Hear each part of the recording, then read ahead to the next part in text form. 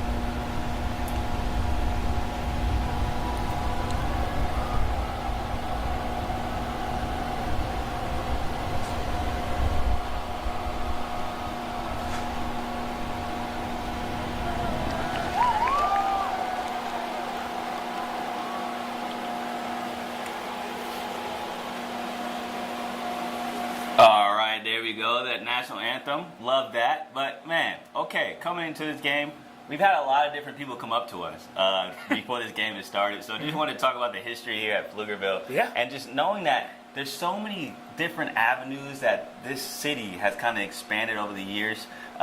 Just the growth that you've seen, and how has that kind of played a factor in all the different schools throughout this district. And just to see a school like Pflugerville having so much history, how cool is it to know that there's so many people that still live here from the beginning of when this city was established? Yeah, you know, it's interesting, and the word you use there, history, is definitely accurate. I've been here for 4.5 high school football seasons, and we've seen kind of some of the ups and downs of the Pflugerville program. And of course, there are 4 teams in this district now. You have Conley, Hendrickson, and Weiss joining the original Pflugerville Panthers. But you've seen all of those schools kind of have some successes and have some struggling seasons. But we get to chat with a couple of guys who were a part of one of the great runs in all of Texas high school football history.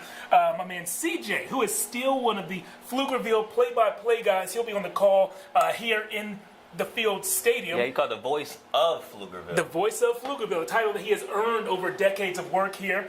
And his spotter, who helps him with every call, is actually Joe Weiss, the family that Weiss High School is named after. That name sounds familiar. There we go. Weiss High School, named after his family. And both of those guys were members of the team decades ago that won 55 straight games. To put that in perspective, some of our recent high school football fans know all about Westlake and what they've done recently. Well, Westlake won their 3 state championships in a row and looked like they were running for another one, and they won 54 straight games during that span. So as dominant as Westlake was, that Pflugerville team of the past just as dominant. Maybe just one more win dominant as well. CJ made sure we knew that stat before he left the room. Liked that one. I love that. And so it's looking like Belton's going to get the ball first, going from left to right.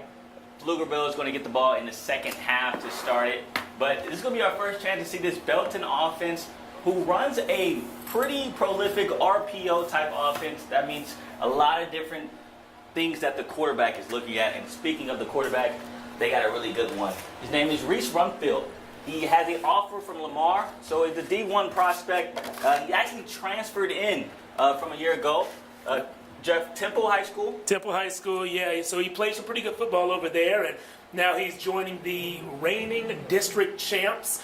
The offense runs through him, ground and through the air. It's all through him. Corey mentioned that run-pass option offense that they run, so an RPO. So almost every play has about 3 different options for Reese to read through after the snap. So a lot going through his mind and a lot going through the minds of defenders every single time. And there goes the kickoff. Pretty good kick there. Oh. Belton actually fumbles the ball at the 1, picks it up, and somehow gets through that traffic there. Wow. Pretty good return based off the fumble. Belton's going to take over around the 17-yard line. And, man, we get our first look at Reese Rumfield. Has an offer from Lamar, transferred in. But from what I'm told, he is a dude. He's able to put the ball anywhere within his offense, and he's able to control it at a pace where not a lot of kids at his age can do with so many options with this run-pass option offense. Yeah, true dual threat guy there, and I do want to point out that we saw that fumble, that muff on the opening kickoff. Sometimes that's enough to throw the timing off for the return or for the coverage team as well. So that could explain the extra yardage after contact. So Reese's first drop back, and he's going. He's already taking a shot. It's number 13, and it goes incomplete. Good defense there by the cornerback of Pflugerville. And you know what? That ball went to number 13, but I think that was actually a misread. I think that should have gone to the man on your screen right now, number 7 for Belton. He ran a post route, and he was wide open.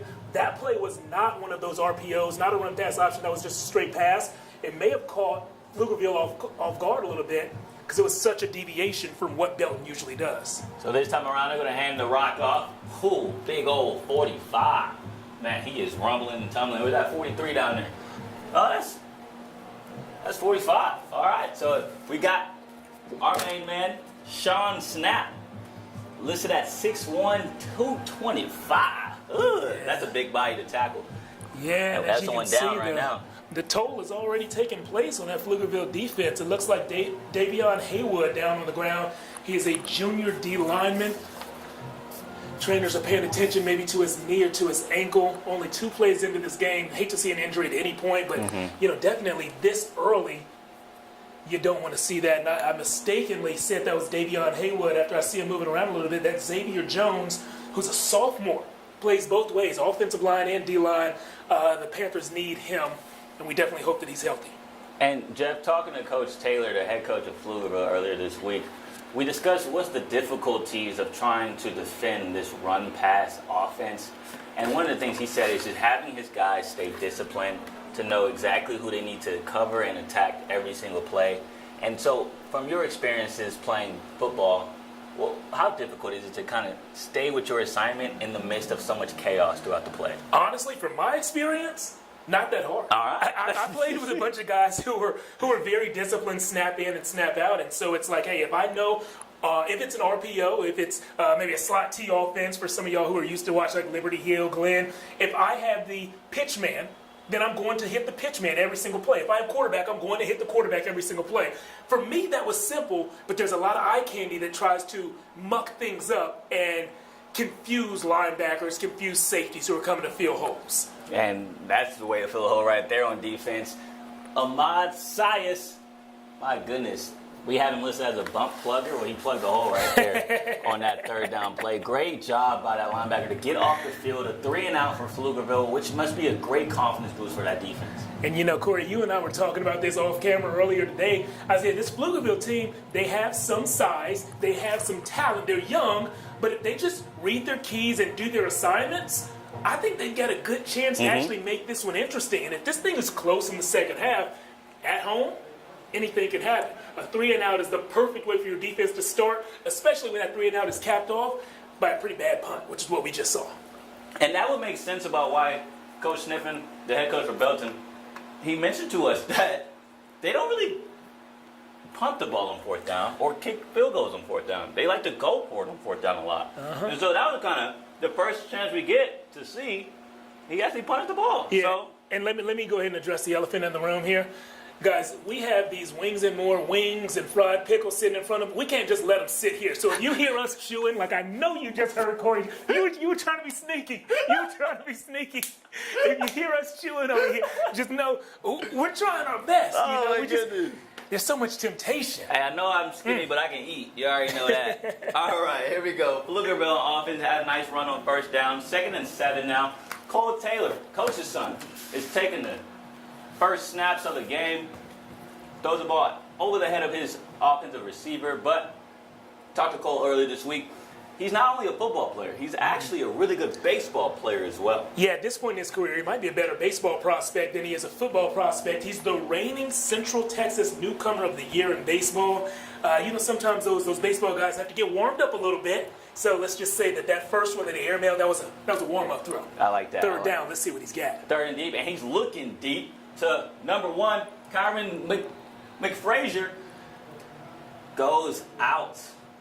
Not completed. Another 3-and-out for Pflugerville. Well, the first 3-and-out, another 3-and-out for this game, I should say. 4th and 7, looked like Pflugerville was going to punt, but had an open receiver there, Jeff. Yeah, had an open one there, and McFrazier, just overthrew him. Just overthrew him, as he settles down in this game. I think that's a pass that he can make. I also saw Christian Bam running a deep dig, like an in route at about 15 yards, and he was open for a while. There was a lot of traffic there, so that throw would have to have been on point at the perfect time. So there goes Alton McCallum with the return for Belton. But, Jeff, you like to see for Pflugerville, they're getting guys open. Yeah. You just got to connect. Hey, Belton's coach, Coach Sniffen, was straight up with us. He said, we don't have the big-time recruits. We don't have a lot of future college players. We're just hard-working guys who play well and play together. And to me, what that means is, hey, when Pflugerville puts those athletes on them and gets out in space, you can win those one-on-one battles. You just have to get to that point. And like you said, we saw them win some of those one-on-one battles already on the first drive. Hey, there, who was that? Yeah, that was a nice one. Is that our guy again? No. Is that Brandon Bradshaw? That is Brandon Bradshaw. Leads the team in tackles, and he proved why on that play.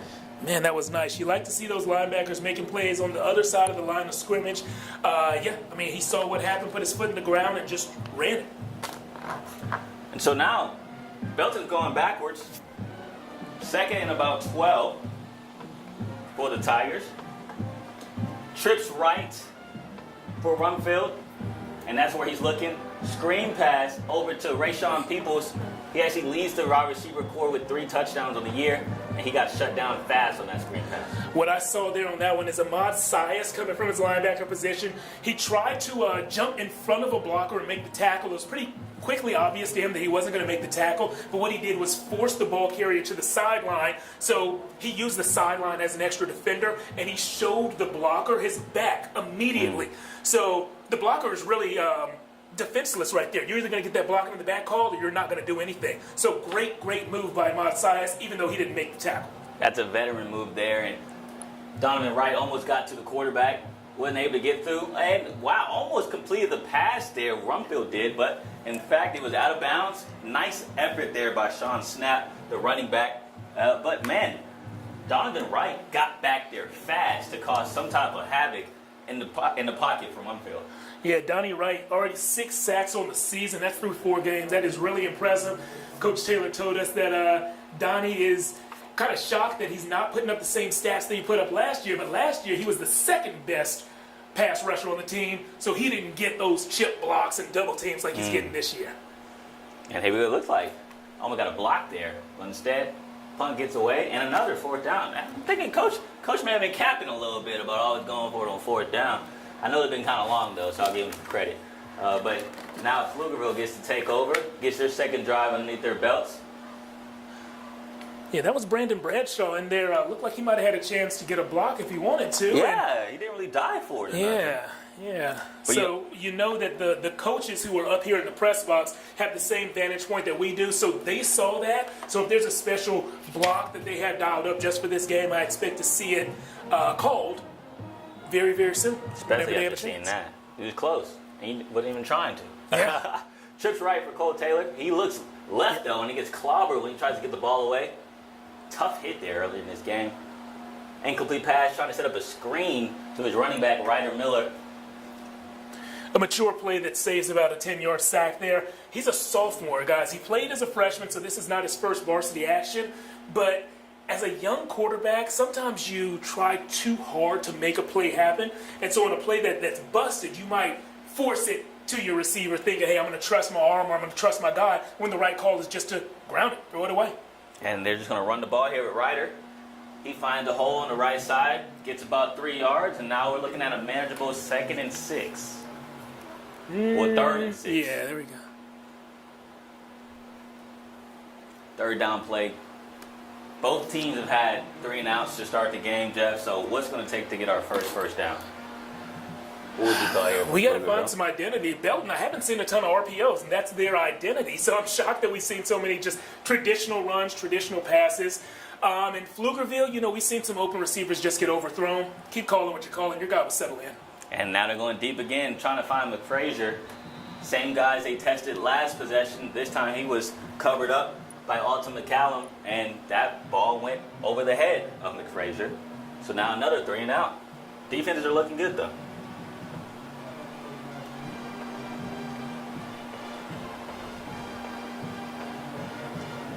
So we'll get to see another punt here.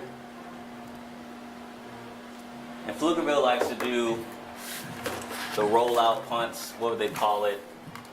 No, that's what I call it. The little rollout punt? Yeah. Mm-hmm. Trying to not get blocked. Also, they want the roll, and that's exactly what they got on this punt. Get the roll a little bit more. You may not have the ball in the air as long when you do that style of punt, but you're banking on the roll will get you to exactly the spot you want it to drop at. And that time they got it within the 20-yard line. Great punt there. Emmanuel Castellan, punter for the Panthers, showing that he knows how to roll to his right and get that roll with the ball. And Coach said that Castellan's a soccer kid. That's his main sport. He just came out here just do, hey, Coach, I don't mind kicking a little bit. So Coach is like, we don't mind getting a new kicker. So match made in heaven, and now he's out there punting and kicking it, and also just waiting for soccer season to start. All right, first empty set here. Hands the ball off. And man, he's going around the corner, gets the edge, and gets about 9 yards on that little jet sweep. That was Angel Guerrero on that carry. I like the way they spread everybody out there, Jeff. Make sure you spread the defense, and then you just run left to right, east to west. And just, your speed beats their speed. Yeah, and if one guy on the outside messes up there, I didn't catch the jersey number, but there was one player who thought he was another mistake on the outside.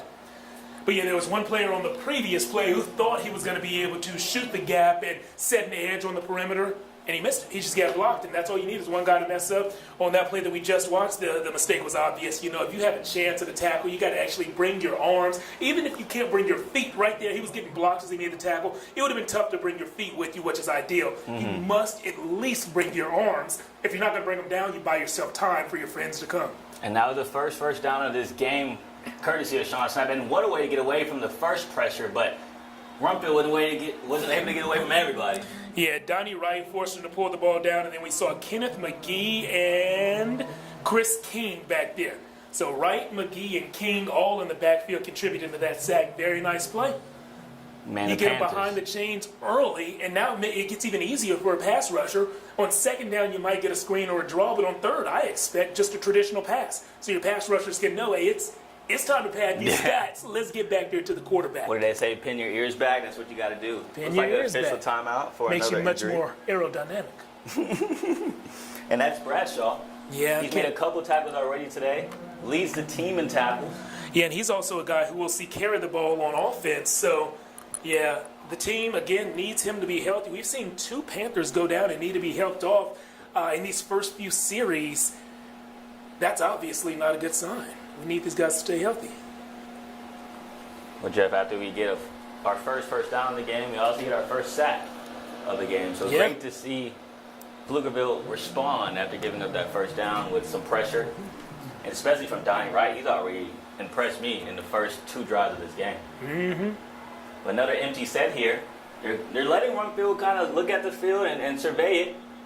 All stops are out across the board, but they stopped the play before things got going. Penalty, false start, Belton. You're already behind the chains, Jeff. Last thing you need to do is get 5 more yards behind the chains. Yeah, but that's what they just did. So now we're looking at about a 2nd and 19 for the Tigers. In a situation like this, you're just trying to get some yardage. Yeah, trying to get something, anything to make 3rd down more manageable. So offensively, I think they're going to try to get about half of it back right here. I don't expect them to go for a deep shot, maybe a post or a slant, something like that to get about half of it back. And there's your slant right there. And, man, they got more than half of it. What a catch by Isaac Abel. And then the run after catch to get the first down. Big-time play there for the Tigers. Yeah, as a defense, that's what you can't do. You know, you have every advantage you can dream of going into 2nd down, and you let them convert on 2nd and 21. Cannot have that happen. We've already told you, athlete for athlete, these guys match up. They have to prove it. Another 5-wide situation for Rumfield and his offense, and they're slinging it. Stop route. Hits Isaac Abel again.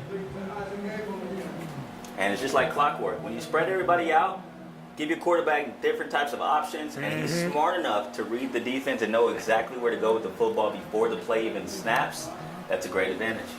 It is. It is. I do like that Keyshawn Ware, a sophomore defender for Pflugerville, made the ball carrier pay.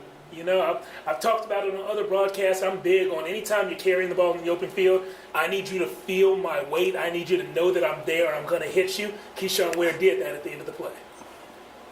And here we go, another RPO. There's a quick screen out to Isaac Abel. They are feeding him right now, and he is eating it all up. Another first down for the Tigers. Well, Corey, you know, you said eating it all up. I guess I'll dig into some more of this wings and more. Yeah, That's barbecue action right here. Hey, how is the BBQ, man? I'm glad you asked me before I took this bite. It's good. Yeah. You got us for the next 15 seconds or so? Oh, you already know. I appreciate it. But so, here we go. Another first down, and they're moving the ball in this drive. They're finding a rhythm. You can see Rumfield getting comfortable, and he's starting to figure some things out with this Pflugerville defense. Motion from Abel there.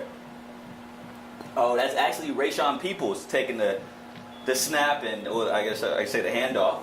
But there was no way to go outside and get the edge that time compared to earlier in this drive where they were able to accomplish that. Got a 10-yard gain on that same exact play in formation, but this time Pflugerville was able to sniff it out. Yeah, Kyron McFrazier and Quentin James both making a play on the edge right there. Very nice. Again, you know that the sideline is your friend as a defense. Force the ball carrier to your friend. So another opportunity for the Panthers. 2nd and long. You're behind the sticks. Can you contain them from getting more than 10 yards? And here's the first play. Outside, Reese Rumfield keeps it himself, gets a nice little gain, gets those 5 yards back that they lost on the play before. I believe that's the first time we've seen Rumfield pull it, and you know, I'm not sure if that's him reading that or if that's play design there, but it's good to see him prove that the quarterback run is a threat, because we know coming into this game he's got wheels and he can use them. And now you're looking out for that rear defense for Pflugerville. 3rd and 10. Rumfield takes a snap, looks left, gets pressured early, and he's able to get out of the first attempt, but not from the second. And that's Donnie Wright getting the sack, but his teammate was able to get in there earlier to kind of cause some havoc. Yeah, Kenneth McGee, the linebacker who they call a plugger. They say that's his position name on this defense. Kenneth McGee just timed up his blitz perfectly, was able to beat the center right after the snap. He got there and made the quarterback make a quick decision. That decision was to step right into the arms of Donnie Wright. And, man, they're able to get back to that quarterback fast. Not just Donnie. Is that 2 sacks on the day for Donnie Wright? That is not. Well, the first one, he was the one that caused the pressure, but he didn't get the sack. Okay. Great question there, though. All right, so that's 7 on the season for Donnie Wright. That is excellent through 4 games and a quarter. And look at that, making people miss. Jason Evans. Nice little return there on the punt. It looked like he wasn't going to be going anywhere, but he found a little sidestep, little boot scoot boogie while he was punt returning. Got some extra yardage. And so Belton moved the ball. Let's not forget, they did move the ball in that possession, but Pflugerville was able to hold them, contain them, get no points out of it. Yeah. And it's still a 0-0 game. You know, coaches don't like the phrase bend but don't break when you're talking about their defense, but that's exactly what we saw there. A defense that looked great at the beginning of that drive, then showed a little waver there in the middle, but was able to buckle things up just before field goal territory. And here goes Christian Bam. We heard a lot about him, and he gets the carry on that jet sweep. Only gets a couple yards, though. But Bam does have a Howard Payne offer. And Coach describes him as a vocal leader. Mm-hmm. Yeah, we asked Coach, who are the leaders on this team? And he mentioned a few guys. I said, okay, so when it's time to, get in somebody's face and let them know this is the way we're going to do things, is it one of those guys you just mentioned? He said, no, that guy is Christian Bam. He's not going to let people do things halfway. He's going to hold everyone accountable, offense and defense. He'll get in your face and bam. And bam. Oh, look at that, bam. They still held on to the pass. Lord have mercy. That was Javion Martin, the other sophomore, along with Cole Taylor. Coach told me earlier this week at practice that him and Cole are tight. They're homies. They're buddies. Right when Cole moved here in 7th grade, they started to get cordial with each other because they knew they were the future of Pflugerville Panthers, and you saw the connection there, and you saw why they're the future on that play. Yeah, both of those guys have good size and good experience. When I'm usually in the station cutting highlights on Friday, and the 2 games that I've seen some Pflugerville highlights, I've seen Javion trips to the end zone. So he's been there, done that, even just as a sophomore. And man, that defense read that play like a book. Ryder Miller tried to find some space, but there was nowhere to go on that 3rd down. Sam Shepard, the senior from Belton, outside linebacker in the backfield there. Belton runs a 3-4 front, mainly because their size up front just isn't quite there. So they say, all right, if we're not going to be the biggest team on the field, let's be the fastest. And Sam showed he can make his way to the backfield in a hurry, and he knows what to do when he's there. And so Pflugerville picks up 1 first down, but that was it. They call that the loneliest number, Corey. 1? Yes. I know, man, but it's good to be at the top, though, by yourself. Here we go, punt for Pflugerville. Not a lot of air, but got the roll again. They down at about the 37-yard line. And so Pflugerville hasn't been able to get it past the 50 yet. Belton has once on their last drive. They have a good field position here to do the same. But both teams have yet to reach the end zone or score any points. 1:56 left in this first quarter. And so, man, these defenses, Jeff, I know you love that, huh? Yeah, I do love defenses, and what I love is how this game is playing out. It's exactly what we were talking about pregame. If this thing stays close, I'm not ready to call the upset right now, We are here in Pflugerville's home, and they're one of our local schools. But I'm saying if this thing stays close, that's good news for the guys in blue. Rumfield hands it off to Snap, and snap, he's still running. Oh my goodness, first down for the big fella. Like I mentioned earlier, 210 pounds, or I should say 225. Let me put some respect on his name. 6'1", that's a big body to tackle for Sean Snap. Yeah, big guy. And one thing to look out for in a running back like that, Jeff, and 4th quarter comes around. Yep. What do those runs look like? Trying to tackle a guy at that size when you already had 3 quarters of play, it gets tougher and tougher each time. And see Rumfield looking left, he's going to take a shot. Oof. And right over the hands of his receiver. It's Isaac Abel. And from up here, it looked like he caught it. Yeah, it looked like he caught it.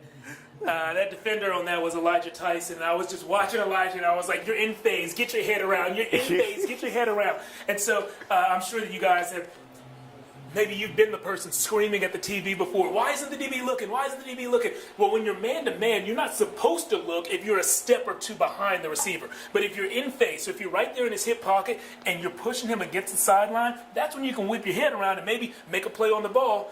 Elijah made his head turn around just in time. Rumfield keeps it himself, and like you mentioned, Jeff, he got some wheels on him, and those wheels are going to the end zone. Rumfield scores the first points of this contest, and man, I know he can throw the rock, but boy, he can scoop too.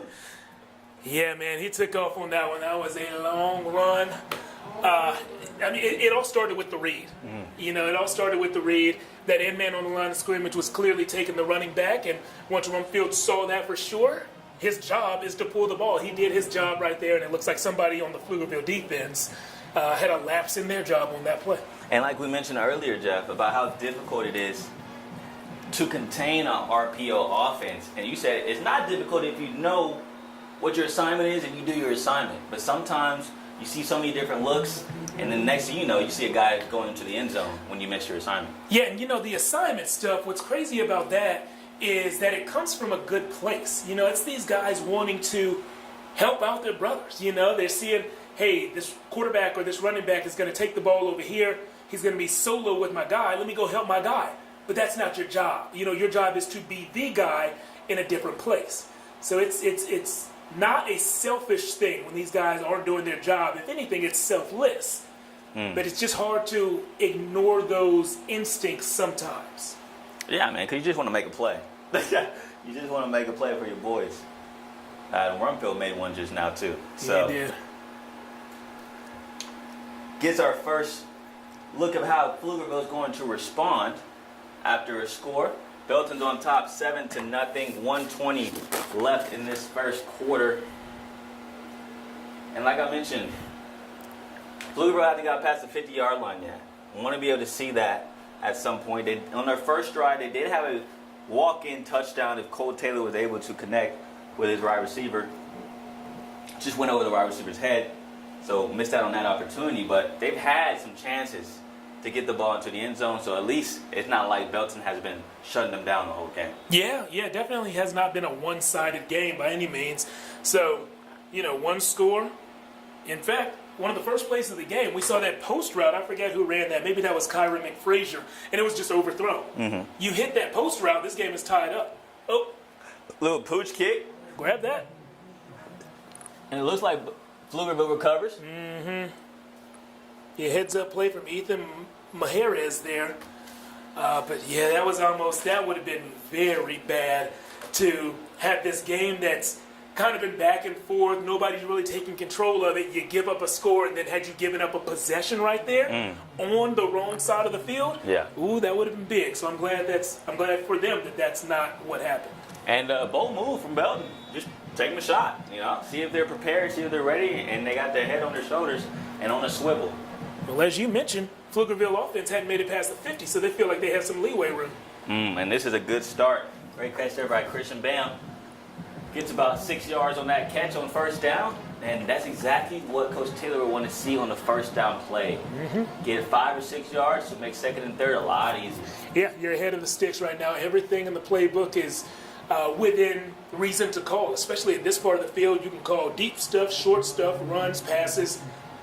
Defense has to have everything on their minds. Ryder Miller joins Cole Taylor in the backfield. And before they get the play going, there's a timeout, or a flag, I should say. False start on the Panthers. And right when we just talked about having a good first down play, you get 5 yards taken away because of a penalty. So now things change. 2nd and 9 now. Well, back to 2nd and 10, I should say, for the Panthers. Looks like they're changing their play call after that. Cole Taylor has 2 to his left, 2 to his right. Ryder in the backfield. Sends Jason Evans in motion, and that's exactly where he goes with the ball. Makes one guy miss with a great block there by his teammate, Kyron McFrazier. And you know what? I need to give a shout out to our friend TJ Hudson, who is actually watching the live feed right now on KVUE's YouTube page. TJ told us they need to run a screen pass. Well, TJ, I don't know if the coaches were monitoring the comments or what, but you called it, man. That's exactly what they went to, and it was pretty productive. We have 3rd and the high end of medium right here. This is a drive that you really want to see lead to some points for Pflugerville. Be interested to see if Cole kind of looks at this guy in the slot on the left side of the field, Javion Martin, his boy. He went to him last time on third down. He looked that way first, but the rush was coming, sacked there by Belton. Yeah, it looked like Bryson Salceda got back there for the sack. You know, he came into this leading the team with 2 sacks. You can add 1 to his season total. 3 sacks for the junior defensive end. The big boy, you know, if you're playing D-end in a 3-man front, you're asked to do a whole lot. So on that play, he was asked to get after the quarterback, and he showed he could do just that.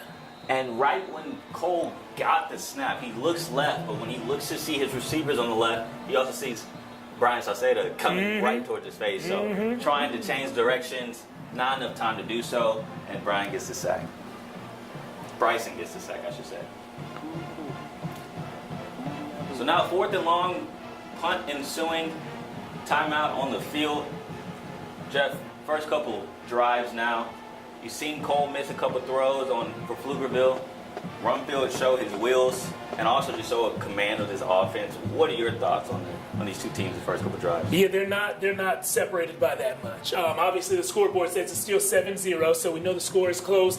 But in my mind, there are 2 plays that have made a huge difference. Obviously, the long Rumfield run put them in front by 7, and that's just one person missing one assignment. And then that post route to McFrazier that was missed on Pflugerville's first or second drive.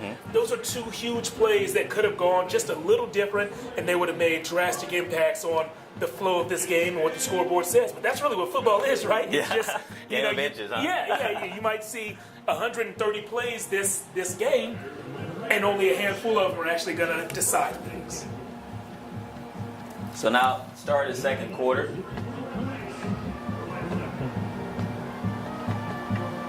Score is 7-0. Belton is up. Ball is on the 31-yard line. See how far this punt goes, and another flag before things start going. Maybe another false start. We'll see from the white hat.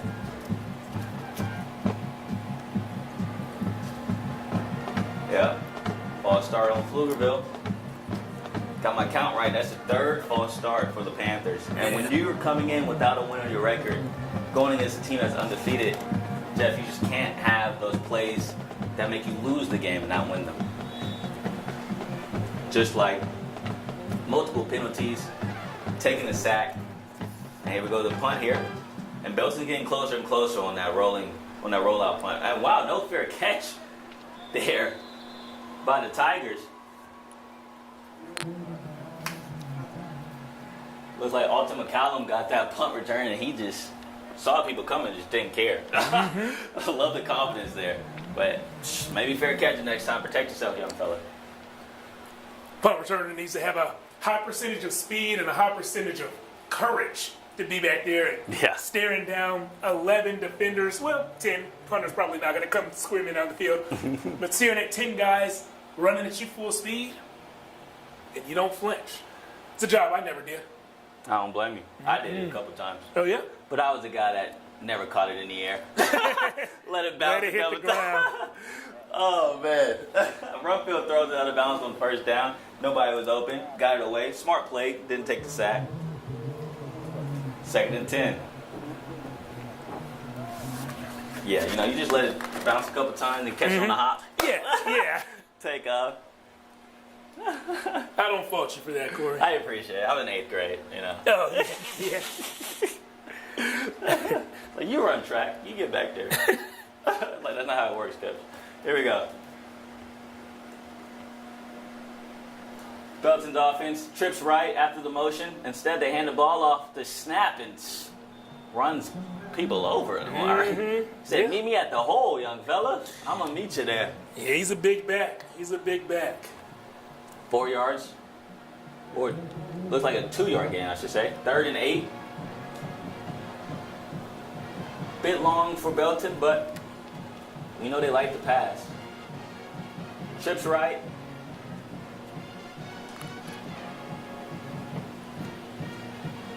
Rumfield takes it. looked right, came back left for a tunnel screen, but a great defensive play there by the Panthers. Excellent play made by Devin Banks on there. Devin Banks, a sophomore. Bringing the wood on that. I like that play a whole lot.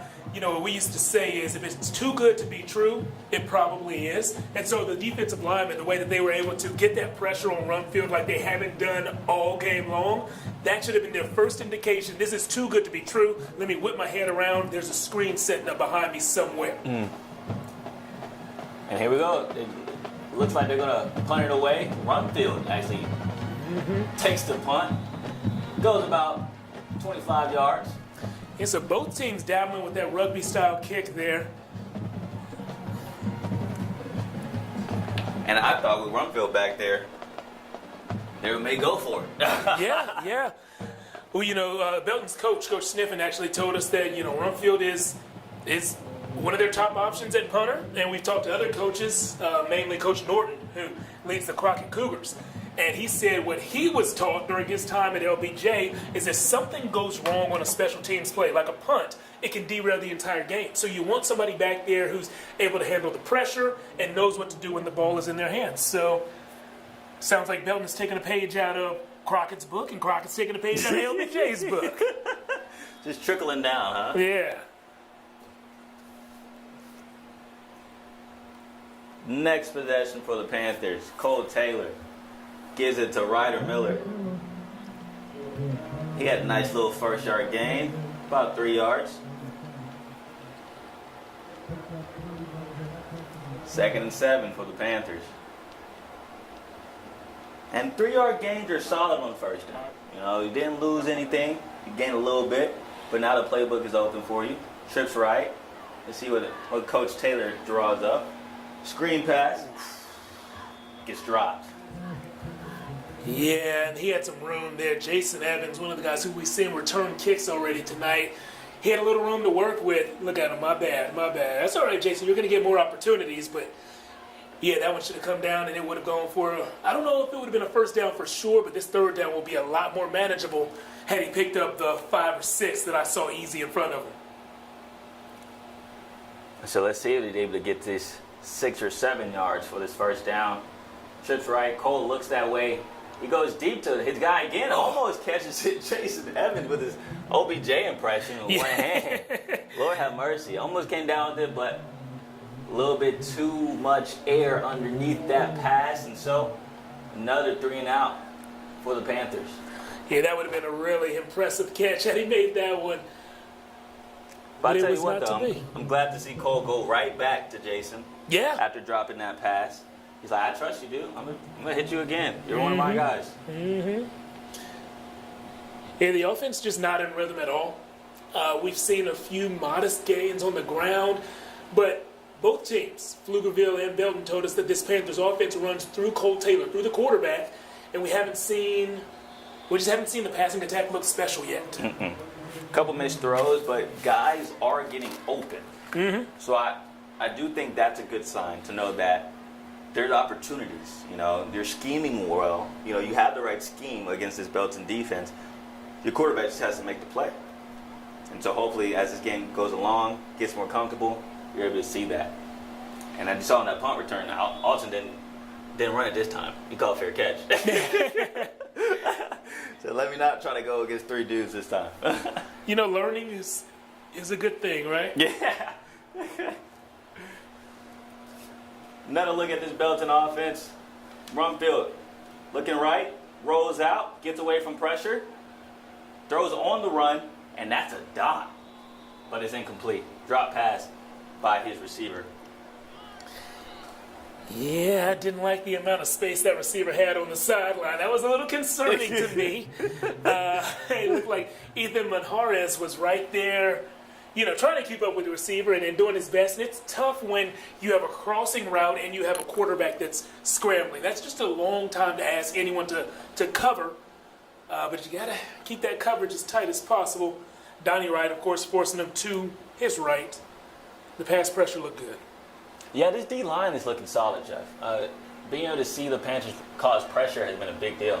And Rumfield, this is the same play he had a touchdown on earlier in this last possession. And now he's going down the sidelines. Looked like a horse collar for a second, but no flag. And man, about a 30-yard gain for Rumfield on that play. He's showing that he will keep the ball if that's the right read. Yeah, he put Chris King in a tough position there. Christopher King was basically playing the back and the quarterback, and you have to commit to one at some point. He did commit to one, and when you're playing against an optional offense, it's like whatever you as a singular defender commit to, you're wrong because the offense is going to do the other thing. So you have to just be at peace with being wrong. Chris King, it looked like, did his job there, committed to the running back, and whoever was supposed to grab the quarterback did not. And for you to have so much success on the same exact play, Jeff, as a coach, I mean, you're probably calling that play again pretty soon, huh? Yeah, because it's not really just one play. It's at least two plays in there. Rumfield can either keep it or hand it to his running back, and it could be as many as 3 or 4 plays in there as well. In the college ranks, you know, a few years ago, I saw it first with Auburn in probably 2012, 2013, where they would do this thing and they would fake it to the running back. Well, not fake it. You could hand it to the running back. You could run it as a quarterback, or if the read tells you as a quarterback to pull it, not give it to the running back, and then somebody presses you and you're still behind the line of scrimmage, you can dump it to a receiver. So there were a lot of options on those plays. So yeah, what I'm trying to say is keep calling it, because one play call can lead to 3 different results, and all of them can move you forward down the field. Because you know that if that option is not available, something else will be available within that same play. Here we go, Belton's within the 30-yard line of Pflugerville. And here comes the pressure. Nice little spin out from Rumfield to get away from it. He throws it deep. And maybe a penalty coming. Yep, there it goes. A little bit of an underthrow from Rumfield, but it pays off as they got the pass interference call. Yeah, it looked like Kenneth McGee shooting that gap. He was obviously coming on a blitz there and just couldn't quite finish the play. I like how they got in the backfield and forced Rumfield to make a quick decision, but, you know, he found the open receiver, and the open receiver did what he was supposed to do. Go up, make an effort for the ball, and hope you get interfered with. And it looked like Mateo Villarreal with the penalty. Had his back turned, but he was in position. Just underthrow. So when that happens, when you're behind the receiver, the ball is going to hit you in the back of the head, and the receiver is going to try to go through you to get to the ball, which then causes the flag to come out. That means an automatic first down for the Tigers, and now they're on the 13-yard line. They hand it off to Snap, and he's rumbling and tumbling to the 2-yard line. And Jeff, if I was them, I would just hurry up and run the play again. Yeah, I think so. That's what I would do. Jackson Woolridge on that tackle, makes him snap it again, and that's always a good thing if you're a defender. Make him snap it one more time. You never know what could happen. So they're snapping it here from the 2. If they move it forward to the 1, tackle him, make him snap it again. And it looks like they brought in their jumbo package. And yeah, they're coming in with the big bodies. Oh, little, guess miscommunication there. They hiked the ball when Rumfield wasn't ready for it. I think what happened there is on that mass shift, the Pflugerville defense thought that they had snapped the ball. So the Pflugerville defense, several members took a step forward, and the center saw that, and he snapped the ball to catch them in the neutral zone. So I think what's going to happen is we're going to have a defensive offsides here. Oh, False start. False start by Belton instead. Hey, that's not what it looked like to me, but I'm up here and he's way down there. So Keep it moving. helps the guys in blue, that's for sure. So now that makes it 1st and goal from the 7-yard line instead of from the 2nd-yard line. Wow, another flag. What is this one? May have been from the sidelines. That's the only thing that comes to my mind. They're about to move the ball, Jeff. Huh. Yep, unsportsmanlike conduct on Belton. I'm assuming the Belton coaching tree over there was saying the exact thing you were saying, but they felt like Panthers came off sides. Yeah. And they probably make sure the ref knew that's what they thought happened. And the ref's like, nah, this is my territory, man. Don't be talking to me crazy out here. Politely saying, excuse me, Mr. Official, the way I saw things from my vantage point. That's exactly what they said. Yeah. I'm glad you can lip read, for sure. So now, after it was 1st and goal from the 2, we're looking at 1st and goal from the 22. Oh my goodness. Let's see how Belton responds after those 2 penalties. Trips left, but they throw a screen right, and it's wide open to Sean Snap. and he's going to walk into the end zone untouched. Great play call from Belton. Corey, you remember our rule? If it's too good to be true, it probably is. Yep. Hey, man, they got back there fast, huh? In a hurry. In a hurry. They haven't been doing that all game. So when it happened right there, that was my first thought. Like, how did everybody beat their block like that? Oh, it's because... they let him. Yeah. Oh. Yeah. And I love the way Rumfield was able to look off the secondary. You know, he looks left. Yeah. Assuming that you're going to throw the screen pass to the left side, but then comes back right with his eyes and finds the running back on the right side. And he just shifts the whole defense around. Mm-hmm. Great play there. Great play call. After 2 penalties that push you back 20 yards, you're still able to score. That's a good sign for Belton. Yeah, they let the O-line, let the D-line make themselves wrong, and then Rumfield's eyes made the secondary wrong. So your running back, your pass catcher, only has to be a little right for the play to score. So just like that, 14-0, 8:38 left in this first half. Belton seems to have a rhythm going on offense. Pflugerville doesn't. We'll see if they're able to find that on this possession. Yeah, gotta find a rhythm like drumline. You know, hitting the bass drum. I was thinking, feel the rhythm. Feel the rhyme, yeah. It's bobsled time. Oh, man, Cool Runnings. What a movie, Jeff. Yeah. Wow, that's a throwback. Dang, what a movie. Inspirational, too. Let's see if the Panthers can pull off an inspirational comeback. We'll see. Coming into this game, Belton undefeated, Pflugerville winless. That means nothing when the ball kicks off. And that ball looked like it was going out of bounds, but not enough time for it to go that way. Wow. And so, man, what a play there by the Belton special team. Yeah, that was pretty incredible. And I see the guy who made the tackle, Keegan Sherwood, celebrating over there. Make sure to get the kicker in on that celebration because that boot was impressive. It just died right there before it went out of bounds. That saved them about 30 yards of field to cover. Very impressive. And that was Trayvon Faulkner on the return for Pflugerville. He's looking at the ball like, please go out of bounds. Yeah. I thought for sure the ball was going out of bounds, but after it took a couple bounces, he realized it wasn't, and Belton was right there. They could have recovered that kick for them to have the ball back, so he had to just pick it up and go. And Ryder's going on this first down handoff. Mm-hmm. Make 3, bring yards. them down there. I like that. That's a decent way to start this drive. 3 or 4 yard carry on first down, second and manageable.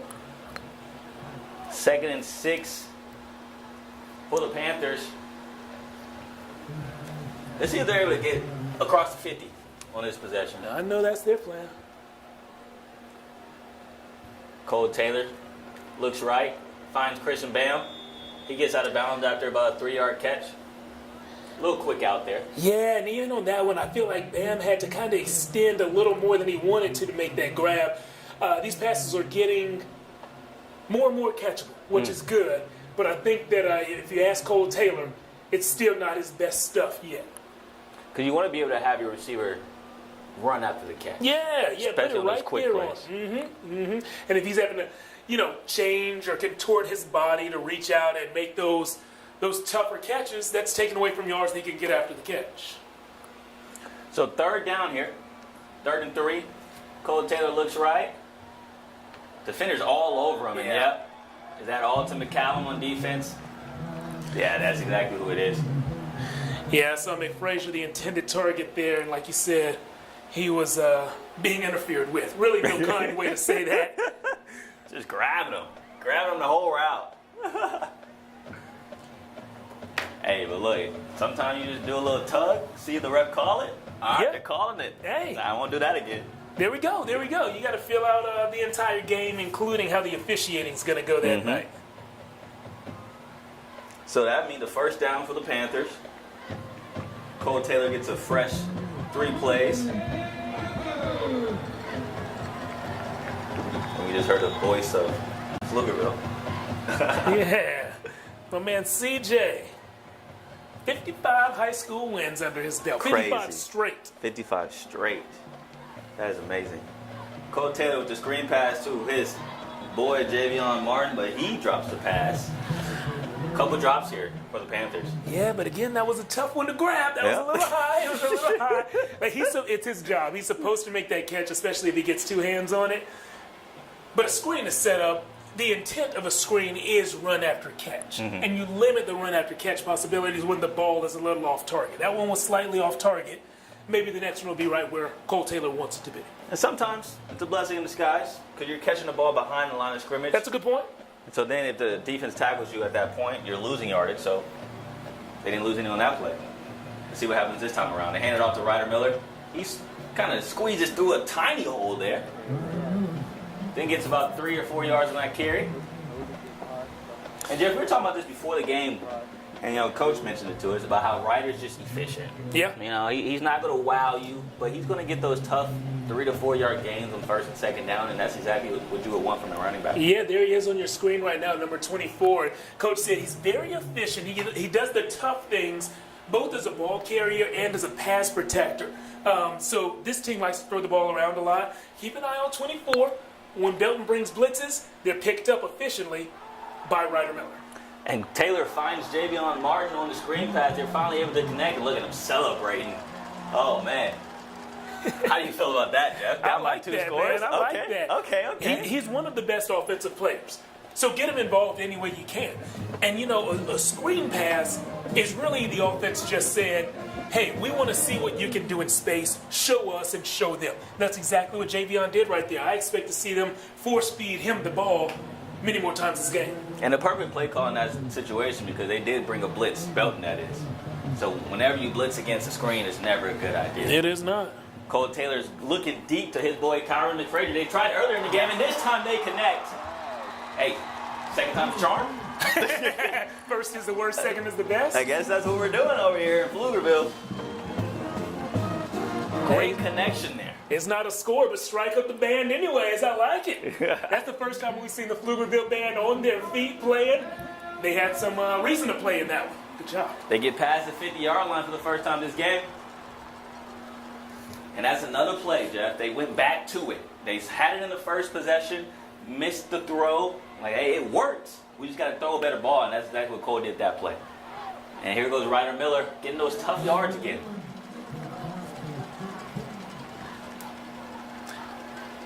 Yeah, we've heard about Cole Taylor and the fact that he's hit several deep balls this season. If you're hitting several, that means you're calling several times too. Those deep shots are tough to connect on. And so one of the toughest parts about the deep shots is being bold enough and being brave enough as a coach to call them over and over and over again, even when they don't work at first. This has been working tonight, though, giving the ball off to Ryder. And, man, look at him. Breaking 2 tackles, still not going down when he goes out of bounds.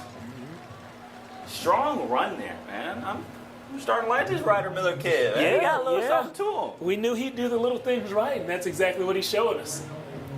That makes it a 3rd and 1 for the Panthers. And, Jeff, I'm just interested to know what you would do. If you don't get the first here, you going for it on 4th, or you just taking the points? Down by 2 scores. Yeah, down by 2 scores. I think I'd kick it, but I'd get the first here. That would be my priority. And that's what Cole Taylor's going to try to do. He gets the edge and gets the first down. There we go. 1st and goal for the Panthers. First time we got to see Cole Taylor use his legs tonight. But there is a flag on the field. And it looks like a holding on Pflugerville. Unfortunate, especially when you're in a position to score. And Jeff, I was asked to listen to a podcast earlier today. Listen to Nick Saban was on the podcast. Okay. And he said that his team, he feels like Alabama team this year has been losing games themselves too much. Penalties, negative plays. Yeah. And when you're the underdog like Pflugerville is, you just don't want to have those negative plays to make you lose the game and not go out and win them. Can't afford it. Not in the budget. Negative plays are not in the budget. Some teams can overcome that type of stuff. Oh, yeah. But it's never ideal. Yeah, but, like you said, you're the underdog. They beat you last year. You're already down 14. That's a throw and catch right there. Yes. Kyron McFrazier, the two big plays on this drive, and sealed it in the end zone. And you know what I'm seeing? I'm seeing Cole Taylor deliver a more catchable ball. The ball is hitting players right where it needs to. We said earlier in this game that he just needs to get it warmed up. The baseball guy just needed to get a few reps under his belt. That's exactly what he's done. This game has been turned upside down. It is 14-7 now. Just a one-score game. Pflugerville all the way back in. And Jeff, that throw was a dart. He was able to fit it in between the corner and the safety coming down right into that little small pocket. And for him to fit that ball in that tight window, that's a great throw from Cole Taylor, and he's only a sophomore. Yeah. Extra point was not good. Not sure what happened. You know, what happened is I lied to the people. I told them it was 14-7, and that's not true. I was counting my PATs before they hatched. 14-6 instead, as now the Panthers are going to have to go for two. And like we just mentioned, these types of plays, not converting extra points, putting yourself in bigger holes than you need to, not winning plays for the Panthers, but they were able to get in the end zone. So that's a start. 14-6, Belton is up. 4:54 left in this first half.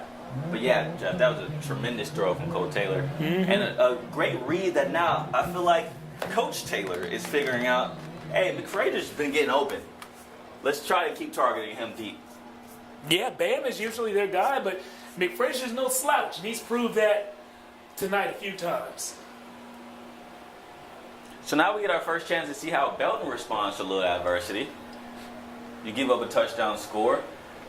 How did your offense come out? And if Panthers defense gets a little juice from seeing their offense have success. But first we need the kickoff. Here we go.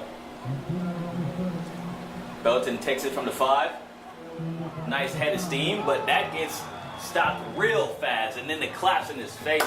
Love that. Number 30. Oh my goodness. Isaiah Gonzalez Martinez. Talk your stuff, young man. Yeah, here's a penalty though. Yeah, I like celebrations. Oh, me too. I'm a fan. I'm all for them. You know, we were talking to Texas head football coach Steve Sarkisian today, and somebody asked him, let me see, I think it was Leah Vaughn, one of the new reporters in town, asked him about the turnovers and if there's anything that the coaching staff has done to really crank up the turnovers that we've seen forced by the Texas defense this year. And Coach Sark said, I celebrate the mess out of them. So anytime in practice somebody creates a turnover, he's celebrating, hooting and hollering. And you know, that's fun. Positive reinforcement is a good thing. Yeah. I read it in some dog training books. Wow. Some baby training books. All of them. And apparently it's how you run a football team as well. So positive reinforcement. Yeah. Love that. And man, I know they've been positive about this start Belton has, man. Up 14-6.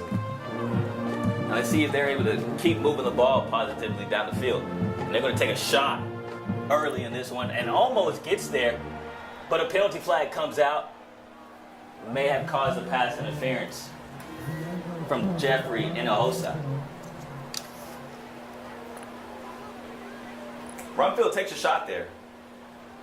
Yeah, and it was a good throw. It was on target, and the Belton receiver had a step. So it was the right read, the right throw, and you got a positive result for the offense.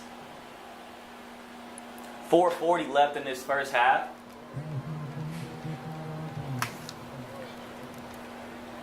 They're moving the chains now. I was wondering why there was like a days ago back there. Like, hey, the penalty, you gotta keep it moving. You know, I actually listened to some conversations this week, Jeff, and some people don't like the chains anymore. They feel like it's not advanced, and we should do automated chains. How do you feel about that? Automated chains. So what would that look like? So, you know, you just have the computers telling you, hey, this is where the ball is spotted, or you may have some type of visual cues to let you know on the field that this is how much yardage you have to go, instead of having actual people move chains. Yeah, there would be like little markers that moved by themselves? Exactly. Interesting. People feel like we have the technology for that. Snap, takes the handoff. I'm interested in it. You're interested in it? Yeah, I'm interested in seeing it. I want to know if there's a play that goes to the sideline. Can they get out of the way, or would players step on them and roll their ankles? I wonder if it would be like a camera showing or like some type of marker on the field that shows where the ball's at? Yeah, I have that same question. The reason why it came up is because they feel like people shouldn't be moving chains anymore, but I think it's a lot of nostalgia, when it comes to just a game of football.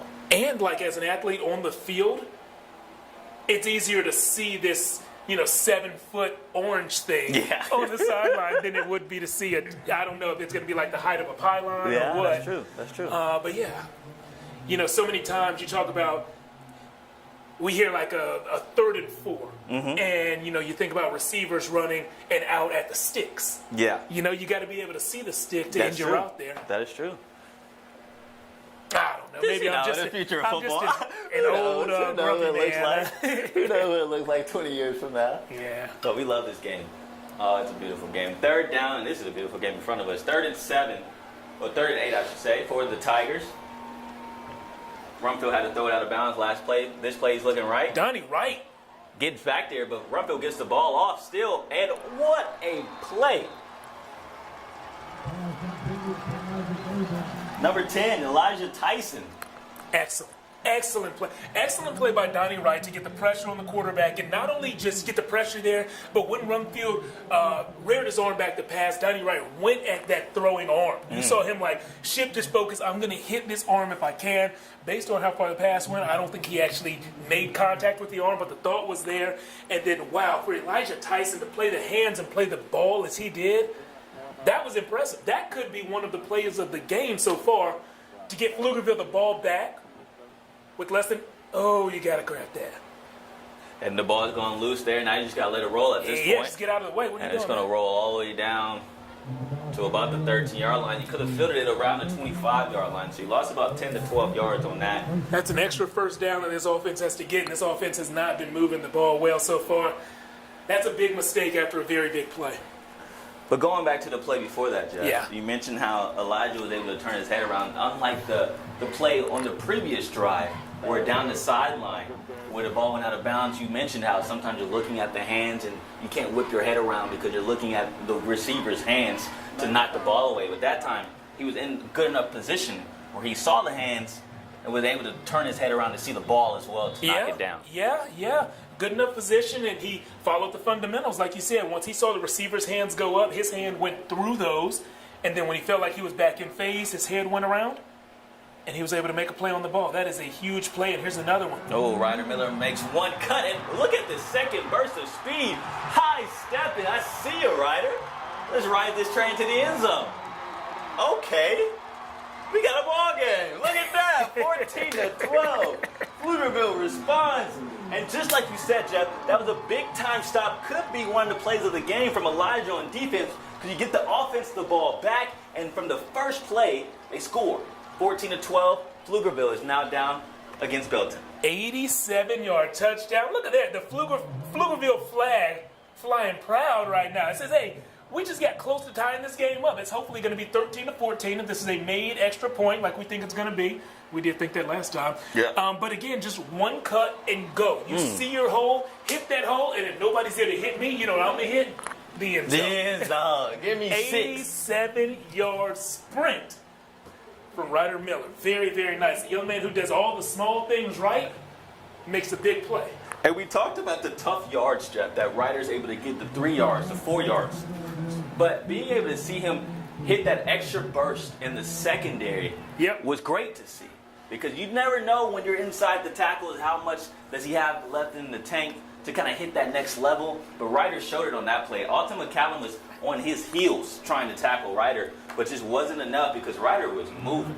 Yeah, he was. And you know what's impressive, there's not a big scoreboard or a jumbotron on that end zone right there. So Ryder didn't see anyone behind him. He just had to feel them and know, hey, I'm going to hit the gas as hard as I can because I don't want to get caught right here. Remember how I said make him snap it again? That's what you're thinking as a defender. As an offensive guy, you're always thinking, no, we're ending this drive right here, right now. Let's go. Leave no doubt. Put the points on the scoreboard. Get my name and my face on KVUE. And we got you, Ryder. And man, what a run. And now 14 to 13, 3:21 left in this first half. There goes the kickoff to see if it bounces. Same type of bounce for Pflugerville this time. Doesn't go out of bounds, but was able to return that kickoff for Belton. We asked Coach, hey, what is this young man's last name? How do you pronounce it? He said, I just call him Effie. I said, well, Coach, if that's good enough for you, I guess we'll just call him Effie. So, Effie, good play. Keyshawn Ware with the tackle on that one. Oh, man. I love how Coach is just keeping it real with this. Keeping it real. He described his team as a bunch of blue-collar guys. Not, like you said, Jeff, like not the biggest, not the fastest, not the strongest, but they just love to play ball. Mm-hmm. And you can see that out here tonight. And this is a great ball game. 14-13, 3:13 left in the first half. Rumfield in the shotgun.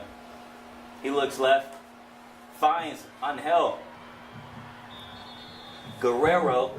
He gets the first down and gets out of bounds, stops the clock, and the chains are moving. The chains that are attached to humans, at least for now. No, everything else is automated around sports. Don't say that. Well, Don't say that. I mean, there's a lot of things. We don't want AI sports broadcasters. Not at all. Well, I'm saying the trend nowadays is going My man that way. Jay Sykes on the camera out there, he's like, we don't want AI camera operators. He's waving his finger. No. Here we go. Motion out for Sean Snap. Goes off the hands of Isaac Abel. That was a fireball out of the hands of Reese Rumfield. Yeah, and Jeffrey Hinojosa, the safety, came down on the play. And I told you, I like to make the receivers, the ball carriers, feel my presence. He tried to hit Isaac Abel. So whether Abel was going to catch the ball or whether it was going to ricochet off his hands like it did, our man Hinojosa knew that he was going to deliver the hit. Jeffrey, great hit, great first name. Oh, man. Yeah. Jeffrey, huh? It's a good one. Yeah. Hey, man. The strong name. Yeah. Love that. Oh, man. Love that play on defense as well. Ethan Manjarez there. Another play from Ethan. Yeah, we've called his name a few times in this one. Great play made. And what I liked about that is that the quarterback, Rumfield, was brought down, and the running back was also engaged by tacklers. So that's just people doing their job. That's what you're supposed to do when you defend this type of offense. It doesn't matter who gets the ball. That's what I want them to understand when you're defending an RPO offense, at least the running side of it. It doesn't matter who gets the ball. You hit, wrap, and drive on your assignment. Mm-hmm. And that time the assignment was completed from Ethan, and looked like Ethan had a little bit of a cramp there getting up off the turf, so he just did a little stretching as you saw him walk off under his own power. We'll do a little bit more stretching on the sidelines. Hopefully we see him back out there pretty soon. So now we're looking at a 3rd and 10 for Belton. 2:42 and ticking left on this first half, and if they get this stop, Pflugerville will get the ball back. And what the timing of that pressure, oh my goodness, which forces Rumfield to just throw the ball out of bounds. Wow, great timing there. And that's the 3rd time that Kenneth McGee, number 23 on your screen right now, has timed up a blitz like that. So I don't know if there's some tell with the center, if there's some tell with the quarterback, or sometimes when you're on the field, you can hear certain things. And you know that in the quarterback's cadence, his vocal approach to how he's getting the snap, you can just hear like, this one's fake, this one's real. And so you know, or like, down said, hut. And there's that same pause between set and hut, or whatever their version of those words are. Whatever it is, he's got it figured out. And I like the heads-up play there because it was also 3rd and 10, Jeff. Mm-hmm. Which means if you get the offside penalty, it's still 3rd down and 5, which isn't the worst-case scenario for a defense. Yeah. And so being able to take that risk on a 3rd and 10, knowing that hey, if I mess up the timing, it won't force a first down, was also a pretty heads-up play there as well. That's a good point. That's a really good point. You had a little more leeway on 3rd and 10 than you would on a 3rd and 4. Exactly. Yeah. And so now, looky here. Yep. Pflugerville gets the ball back. Yep. Ball is on the 38-yard line. 2:25, a lot of time left in this game. They have 2 timeouts left for Pflugerville, and they have a chance to take the lead. Ryder Miller can sprint to the end zone in 2 minutes and 25 seconds. I was just going to say 25 seconds. Cole Taylor's looking deep to his guy, McFrazier again, and it goes off the hands of Alton McCallum. Almost an interception. Yeah, that was a little double move down here, a hitch and go that just didn't fool the DB. The route was okay, but I've seen McFrazier run better routes this game. I love calling a double move there. You know, you kind of have the team on its heels as far as momentum goes. Momentum has moved to the home sideline with the guys wearing blue. So why not add another score, another big play? Just wasn't executed quite like it should have been. Cole Taylor hands it off to Ryder Miller, and there he goes. Look at the cuts. Man, he's just swerving through like I do on 183. You know what I'm saying? Going home after a long day of work, midnight, no one's on the road. You know, it's tough. But then they got construction nowadays, man, slowing the kid down. It's ridiculous. Yeah. Only difference is I heard that you ride at 2 miles an hour, so everybody sees you. Yeah. Shout out to Ludacris. I don't know if any of y'all remember the old Luda jam. Hey, you got a nice little music bag in your back pocket, Jeff. Yeah, you know. There we go. Oh, look at this. Nice little handoff play. Wow, stutter step there by Jason Evans. He gets the edge and gets the first down. Ball's moving, 1:43 left in this first half, and the Panthers are on the prowl on offense. Yeah, they are. Man, this Pflugerville offense is clicking now. I love the stutter step. I think the stutter step would have worked in the open field, but it was very strategic to use the stutter step to set up Javion Martin, who was there for a block. 85, Javion Martin, we've seen him make contested catches. Remember early in the first when he got his legs taken out but held onto the ball. We've seen him make catches at the line of scrimmage on the screen and make runs after catches, and now we've seen him block in the open field. He's a complete tight end. 85 is a problem. And he's only a sophomore, just like this guy who just carried the ball. Cole Taylor, he keeps it himself. Second time we're able to see Cole use his feet in this game. Hey, no cold feet. Look at you, bro. There's something there. I don't know if I crafted that joke as well as I could have. There's something there. Hey, let him cook. Let Jeff cook. And grill. Oh, my man. You already know. That's my thing. You already know the vibes. Game day grilling. Just going to put the plug in there. He got shirts, by the way, folks. So if you want a game day grilling shirt or a Friday football fever shirt, we got them all for you. Good pressure here from Belton. Cole Taylor's still up somehow. Gotta get the ball away. And he does. Any intentional grounding, I think he was outside. Yeah, I don't think the ball made it to the line of scrimmage, That's the problem there. Yeah. And that's where you see the flag. Yeah. I saw him grab it, but did he throw it on the ground? I saw him grab it too. Oh, there it goes. Yep. There it goes. Right there, sitting pretty. It's going to be probably an intentional grounding on Cole Taylor there. Like you mentioned, Jeff, I could feel the intensity. Like, get the ball out. Get the ball out, please. But, that's a sophomore QB right there. And, he had the same thought going through his head. You could clearly tell because that's what he did. He did get the ball out. It just wasn't what he wanted or what we hoped he would do if you were rooting for Pflugerville. So he had the same thought. That pass rush just got to him. And, boy, they got there fast. But the unfortunate part for the Panthers is that you're in good field position, almost field goal attempt position. But now with that intentional grounding, you're all the way back into the 41-yard line of Belton and no chance for a field goal at this point if you get no yardage on this third down. You know what, Corey, a moment ago you mentioned those Friday Football Fever t-shirts. Yeah. Let's give a few out, right? Ooh. There are 50 people watching right now on the YouTube live stream. If you're also listening, if you want a Friday Football Fever t-shirt, go ahead and just let us know in the chat, and we'll see about getting your information and getting one out to you. You know what scripture says, ask and you shall receive. I don't know if anybody really asked, but why not? Why not hook them up? Ryder Miller takes a screen pass. He gets a chunk of yards, I guess I should say. Maybe gets him back into field goal position. We'll see if Coach calls for that. 10 seconds left.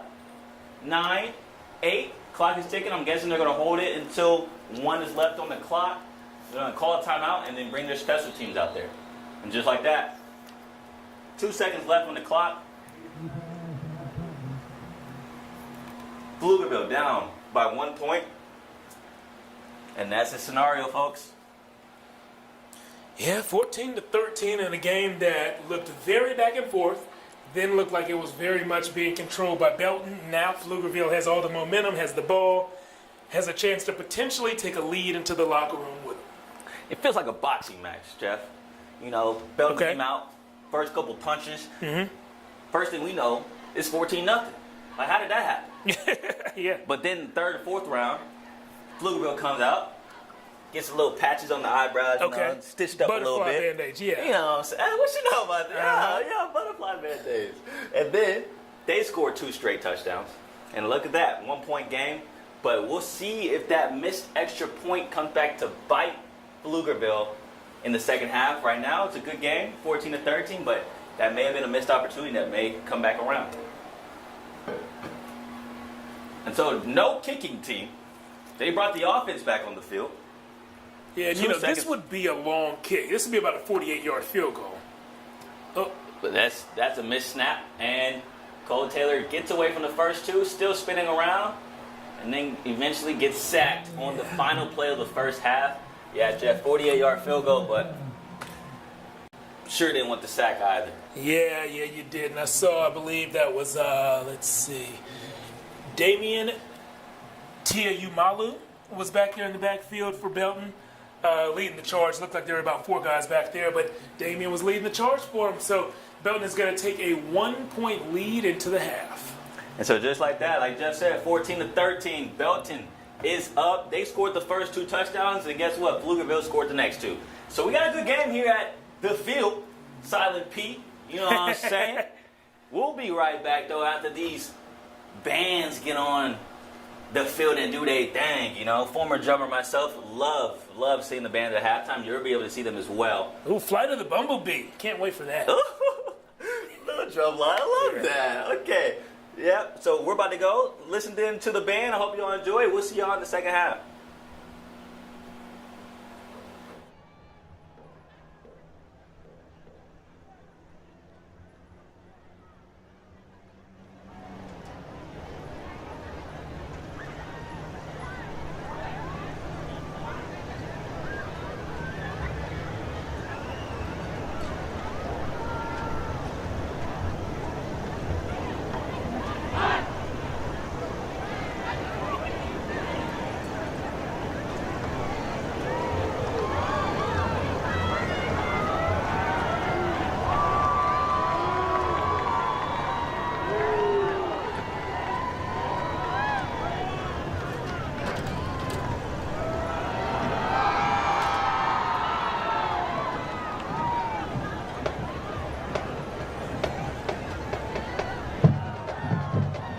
Ladies and gentlemen, Belton High School proudly presents the 2023 edition of the Going Band from Tigerland, the one and only award-winning sound of pride, the Marching 100 and our awesome Magic Bells.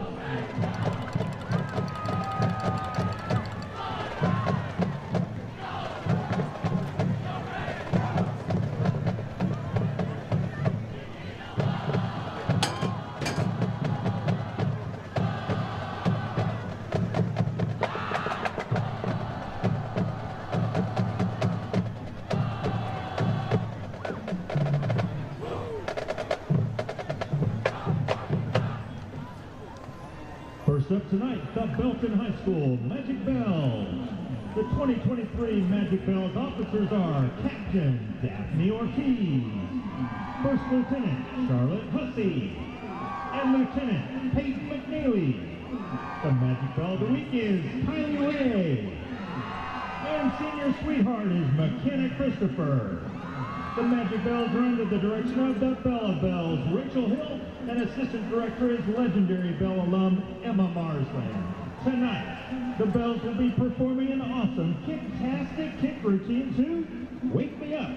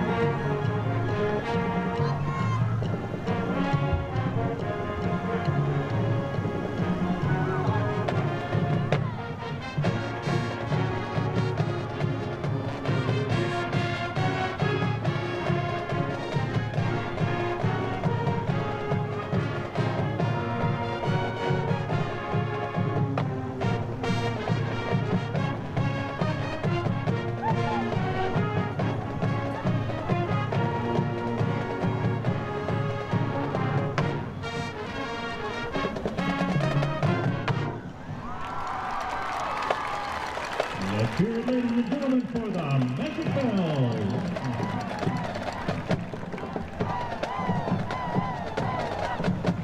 And now, please welcome the Belton High School Marching 100. The Marching 100 is under the field leadership of Head Drum Major Autumn Medeski and Assistant Drum Majors Mallory Larson and Robert Pierce. Each week, the drum majors choose an outstanding section and individuals to honor for their hard work and dedication to the Marching 100. The section of the week is the clarinet section. Upperclassman of the week is Gabby Murillo. Freshman of the week is Armando Aguirre. Drumline member of the week is Jennifer Huskanga. And guard member of the week is Elijah Sims. Tonight, the band will be performing a portion of their 2023 field production entitled Thunderbolt and Lightning, featuring the music of Queen, Rossini, and Elton John. Ladies and gentlemen, here we go, the sights and sound of the Belton High School Marching 100 with Thunderbolt and Lightning.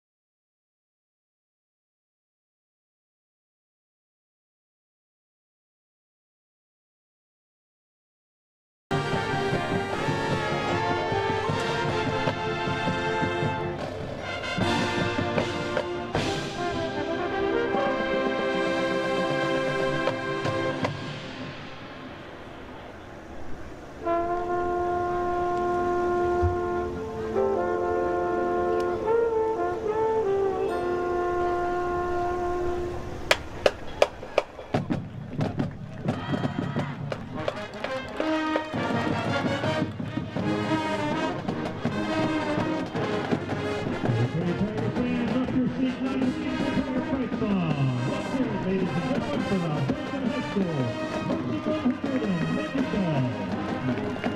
Directors for the Marching 100 are Kevin Kwaku, Chris Prager, Matthew Beatty, Percussion Director Adam Smith, and Color Guard Director Brianna Merritt. Field assistants are Benny Guerrero, Ewan Henderson, Hunter Jacks, and Gabe Park. We thank you for your attention this evening. Stay safe and go Big Red.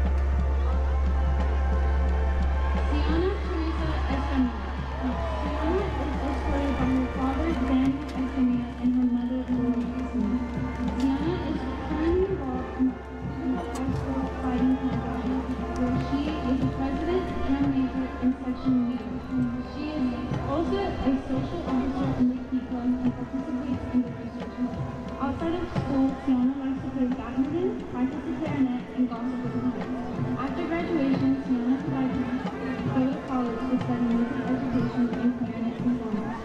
Tiana's personal heroes are her parents because they have always worked hard to further her education and support. She would like to thank Mr. Wagner, who taught her to play the clarinet and helped her fall in love with music.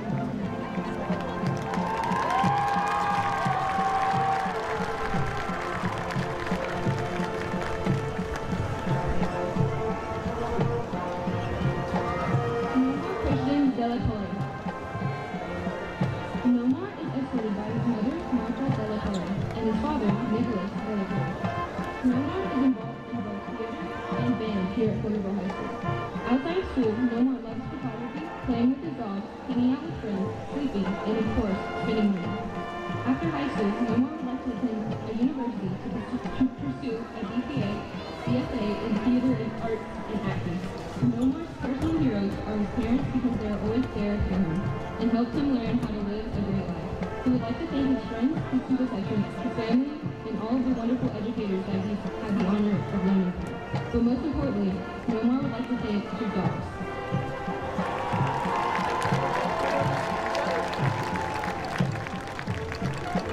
Zion Olivia Moffett. Zion is escorted by her father, Harry Moffett, and her mother, Janelle Moffett.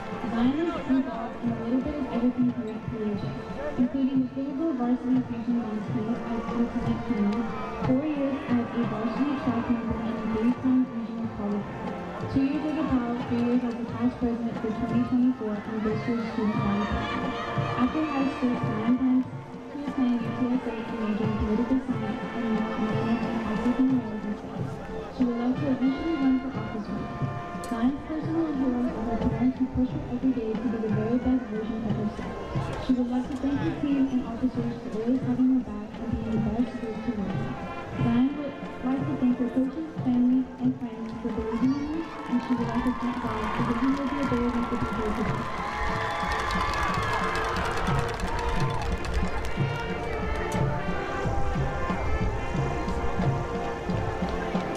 Offie Van Lee. Offie is escorted by his mother, Mom Ali, and sister, Shiloh Lee. Offie has been on the varsity track and cross-country teams for 4 years. Is a state qualifier for powerlifting, is the president of National Honor Society, vice president for HOSA, and a member of student council. Outside of school, Offie likes to watch movies and TV and go running.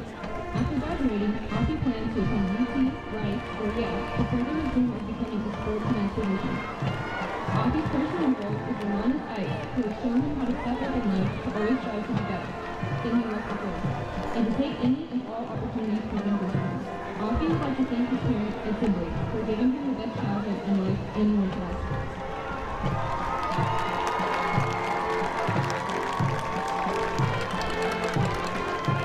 Jessica O'Dew. Jessica is escorted by her father, Francis O'Dew, and her mother, Clementine O'Dew. Jessica is involved in the National Honor Society, class treasurer for the class of 2024, theater officer, a dance social officer for the varsity fusion dance team, and is a student of the UNT Academy. Outside of school, Jessica loves to play the ukulele and hang out with her friends. After graduation, Jessica would like to attend a 4-year college and major in sports and exercise science and minor in theater. Jessica's personal hero is Taylor Swift because she drops straight box. Jessica would like to thank Mrs. Spencer because she makes her a better student and a better person.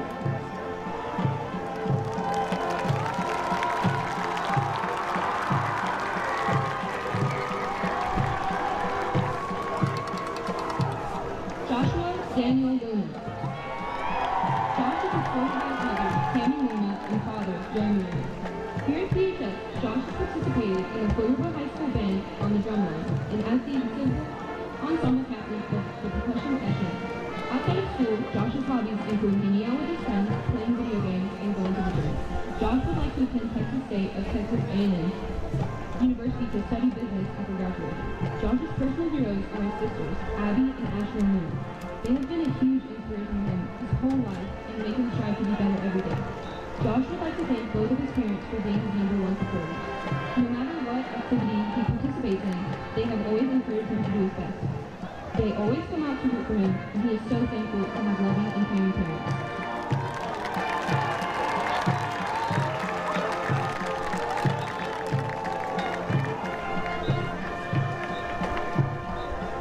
Danae's sibling Sanchez. Danae is escorted by her father, Jesus Sanchez, and her mother, sibling Sanchez. Danae has many hobbies outside of school, including being a barista, spending time with her favorite people, trying different coffee shops, going to new places, exploring Austin, chatting with new people, fashion, and visiting music. Danae's personal hero is her mom because she was the first person in her family to go to college and she was the smartest person she knows. She's the most ideal parent and she's so proud. Danae would like to thank her boyfriend Zach for being her biggest supporter and the love of her dreams. He is her best friend and she wouldn't be the person she is today if it wasn't for him.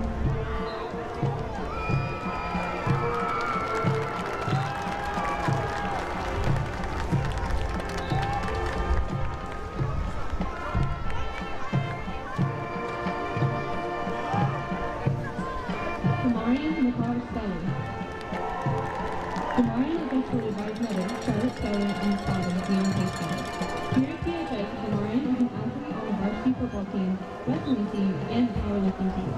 Outside school, Demarion likes to powerlift and work out at the gym. After graduation, Demarion would like to attend school as a business major. Demarion's personal hero is his dad, who's a hard worker, role model, and a friend that would give the world to Demarion for him to succeed. Demarion would like to thank his parents for raising him correctly and giving him everything to be where he is today.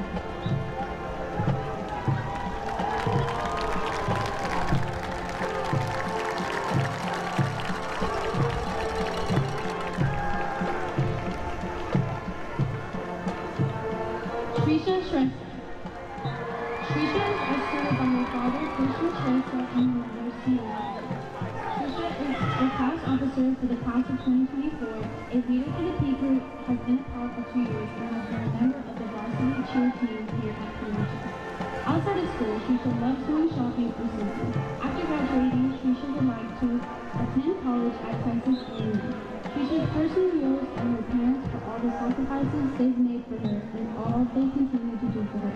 Trisha would like to thank Mrs. Veronica and her EHAL moms, the coolest people in Egypt.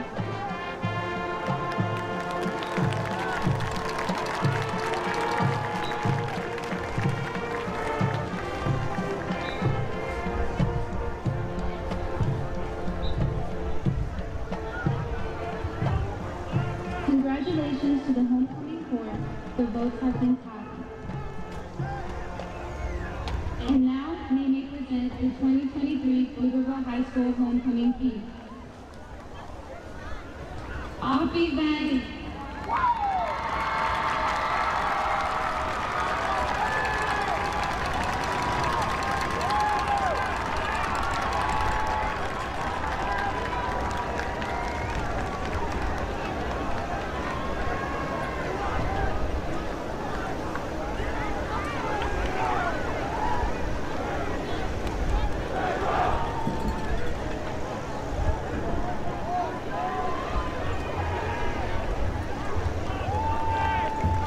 And the homecoming queen is Jessica O'Doul.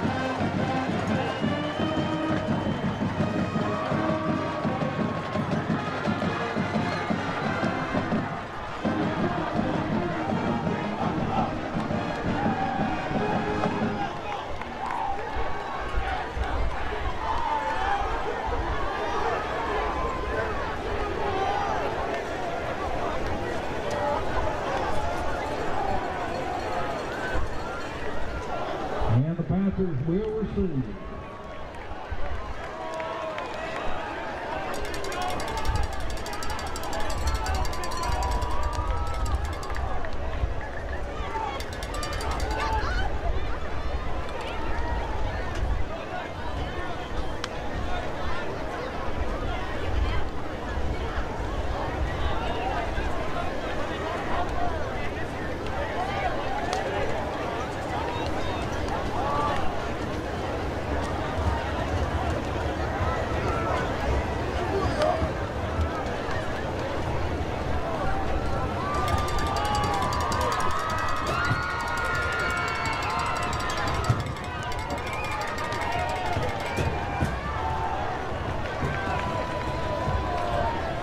Jason Evans back to receive the kickoff.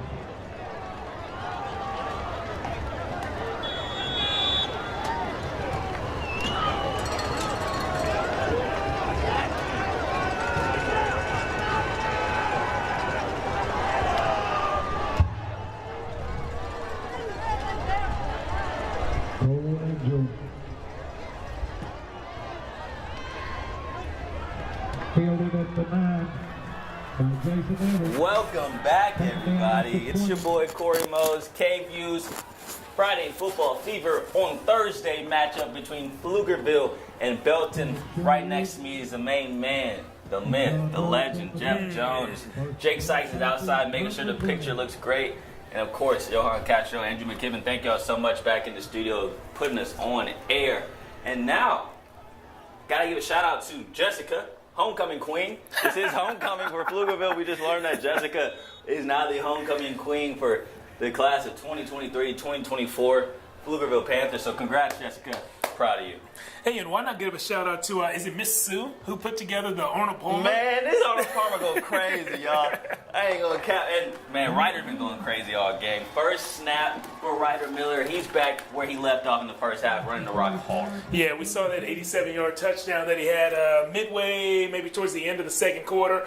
He saw the hole. There was one defender kind of standing in the hole. It only took one quick move for Ryder to put that defender out of his misery and take that sprint, take that ball 87 yards into the end zone.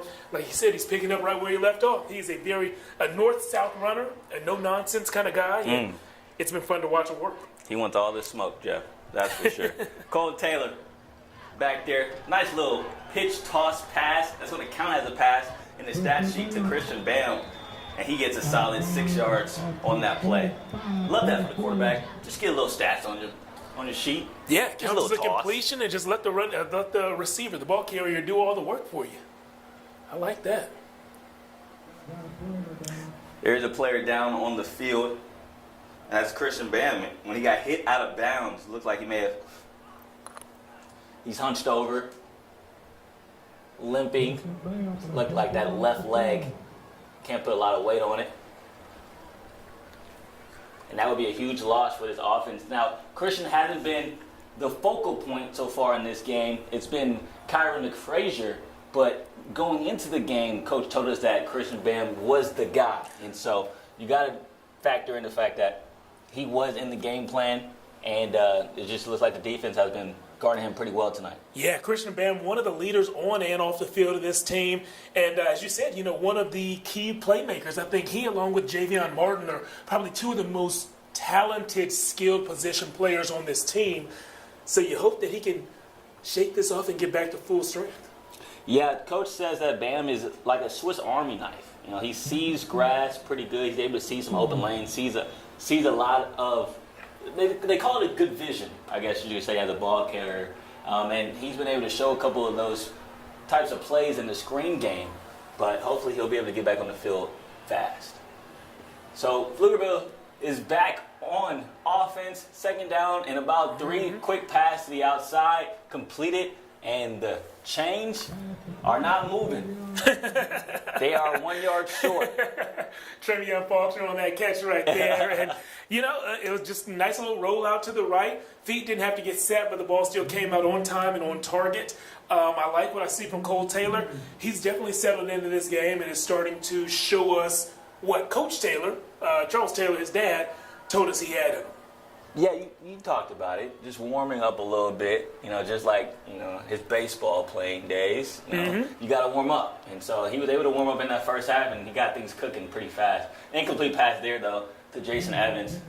And him and Jason they haven't been on the same page tonight, even though Cole's been on the same page as a couple of the other receivers. Yeah, and sometimes it just takes a little bit of time. Could be time in a quarter, time in a game, or maybe even time in the season.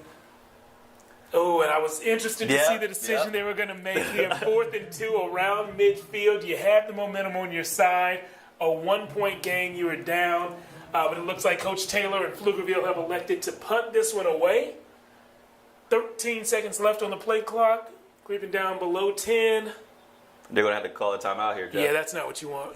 This is not the start that they hoped for coming out of the halftime break. Yeah, burning a timeout this early in the second half is never ideal, especially when it comes in a game that's really tight. 1 possession and 1-point game actually right now. And so you want to keep a hold of those timeouts just in case towards the end of the game things get kind of shaky. But they're able to, they have to burn one there before they get the delay a game. But, in that situation, Jeff, if you're going to punt it anyways, I would have just took the 5 yards. For the delay game and kept the timeout. Yeah, I agree. That's what I would have done as well. But like you said earlier, we're up here, they're down there, so. Yeah. They literally get paid to make those calls, so we'll let them do their job. We're doing this for free. $3.99. Yeah. What a deal, huh? Yeah, welcome to your volunteer broadcast. Great punt there. And Alton McCallum gets it off the air, missed tackle there, and once you miss that tackle, this is what happens. Open field there for McCallum, and he goes all the way to the Pflugerville 48-yard line. Big time return on that punt. Yeah, shout out to Belton's Dante Martinez. He got a great block on that, and the reason it was a great block is because it was not flagged. It looked like he had a chance to just blindside a Pflugerville player. I believe that was Javion Martin. He had a chance to blindside, but instead of lowering his shoulder and really bringing the boom, which could have been flagged, he just shielded him with his hands up. Still effective, but not penalized. Smart play there. And here we go. Belton's first time on offense in the second half. First play goes to Sean Snap, and he gets snapped at the line of scrimmage. Christopher King playing like royalty on that play. Did a great job, the Pflugerville defense did, of getting penetration back there. And, hey, we saw a lot of people doing their job, following their assignment. So the quarterback had to actually wait another second to see who was the defense committing to, me or the ball carrier, me or the ball carrier. The answer was neither. And so that's what caused that pause at the mesh point. And if you're playing defense, a pause at the mesh point is a good thing. And that's great to see because in the first half, that's how Belton scored their first touchdown, was through a play like that. And for them to be able to see their assignment and then complete their assignment on defense, it shows that they talked about that at halftime to get those things patched up, and they were able to do it on their first time seeing that type of play again. Penalty on, looked like a pre-snap penalty, false start on Belton. Now you're looking at 2nd and 15.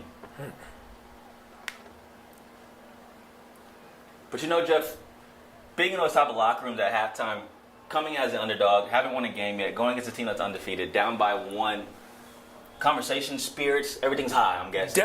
Definitely. Well, somebody jumped there. Yeah, okay, there's the flag. He came kind of late. Yeah, definitely, though, if you're Pflugerville, spirits are high. This is, like you said, you are a team looking for your first win. This is your first district game, so you can approach this game as everybody 0-0. Sure, we can say that, but you know what the non-district records are. You know they're 4-0. You know you're 0-4. And so to be essentially tied, you're not tied because if the game ended right now, you'd lose. But it feels like you're tied. To be essentially tied right now is a good thing. You're at home, you have the momentum, your offense has finally started clicking, and your defense, again, with this RPO offense, if you just follow your keys and you stick to your assignment, your defense is in a good spot. They made a couple stops late in that first half. Yeah. Which gave the offense a chance to score. And here we go, a tunnel screen. Oof. And there's a lot of space open for that receiver. Looks like Diego Coleman takes it all the way down and does a CD Lamb celebration, sniffing the nose for the first down. Man, great play call. Pflugerville brought a blitz, and they went right behind that blitz with the tunnel screen. Yeah, I got to give a shout out to Devin Banks, number 21 for Pflugerville. He's the corner who could have committed, I'm going to go inside and try to make the play, or I'm going to go outside and make the play. He chose to do neither, which slowed down the ball carrier and gave his teammates time to come and make that game tackle. I think he saved a touchdown on that play. And Rumfield is able to look at his blockers, read them tremendously. Gets outside, bounces outside. Great block there by his wide receiver. And that was Diego Coleman, the man who just caught that tunnel screen, made a great block on the outside for Rumfield on that 9-yard carry. Man, he made that catch and run, and Coach made him work on the second play. How could he? Coach, pull him out the game. Let him get a breather. Making them block. Remember, man, they're blue-collar guys, Jeff. That's true. They work We did hear that. They work hard, man. Rumfield getting the play call, 2nd and 1. And that was a big-time tunnel screen. I mean, you were so behind the sticks there. And there goes Sean Snap, muscling through for the first down. You had them at 2nd and about 20 on that play, Jeff, for the Pflugerville defense. And those have been where the big plays have come from, because also in the first half, there was a 3rd and 20 situation where they caught that slant route. Yep. To get the first down. 2nd and 21. I remember that. Yeah, 2nd and 21. Caught that slant route. Just, you have so much space. You have so much back. Why are you giving up these big plays when there's so much behind the sticks? But Belton hands the ball off again. Gets about 3 yards on that carry. It's almost like they're playing prevent a little bit, trying not to give up the big play, but instead they're giving up the big play after the run after the catch. Yeah, that's a great point. You know, it doesn't matter if it's air yards or if it's a short pass that goes for a long run after a catch. Yards are yards, and you can't allow them on 2nd and long. This is 2nd and goal, and this is the first carry for Gino Zecca. The junior, or the sophomore, I should say. Gives Sean Snap a little breather. Gino gets his first carry. Gets a couple yards there. And you can see the difference in the running back room there. Here we go. Quick start to the line. Jumbo package for Belton. Let's see if they do that shift again, Jeff. They don't do it here. They're just going to run straight at you. And, man, takes the hit. Sean Snap is still moving. Gets back to the line of scrimmage. It almost looked like a negative play. Pflugerville sniffed that out. And what I liked is no defender stopped running to the ball. So we saw the ball carrier contacted once in the backfield, and everybody else could have stopped running when they saw that collision take place in the backfield, not knowing that the running back would keep on running. And so it's just good to have 11 guys running to the ball, because you never know when the ball carrier is going to break a tackle, and you need that second wave of defenders. And here we go, Jeff. Coach Sniffen from Belton told us on 4th down, we're trying to go for it. Yeah, he's not afraid to go for it. And here we go. 4th down on the 3-yard line. 4th and goal, I should say. They're going to roll out Rumfield to the left. He has a man struggling, gets into the end zone. And that's Diego Coleman, the same man who's caught that tunnel screen on that long pass earlier in this drive. Yeah, that's tough for Diego Villarreal, or Mateo Villarreal, the Pflugerville defender who had that one-on-one opportunity out there. Man, it looked like he was going to make that tackle, and then, it's hard. He was clearly undersized on that play, gave it what he had, and what he had on that particular play from that angle just wasn't enough. Belton goes up 20-13, extra point goes through, so it is 21-13 Tigers on top of the Panthers. And I got to give props to Belton in that situation when it comes to matchups. They knew exactly who was going to be lined up across from Diego Coleman, knowing that you're going to get that undersized matchup, one-on-one. You're going to roll him out to the flat and just make your guy make a play. Yeah. And he knew that he had the size, and he caught the ball, not in the end zone. So they knew he was going to have to make a guy miss, and they wanted that type of matchup, and they trusted their tight end to do so. Mm-hmm. And so it's still a one-possession game, though, Jeff. 21-13, 8 points.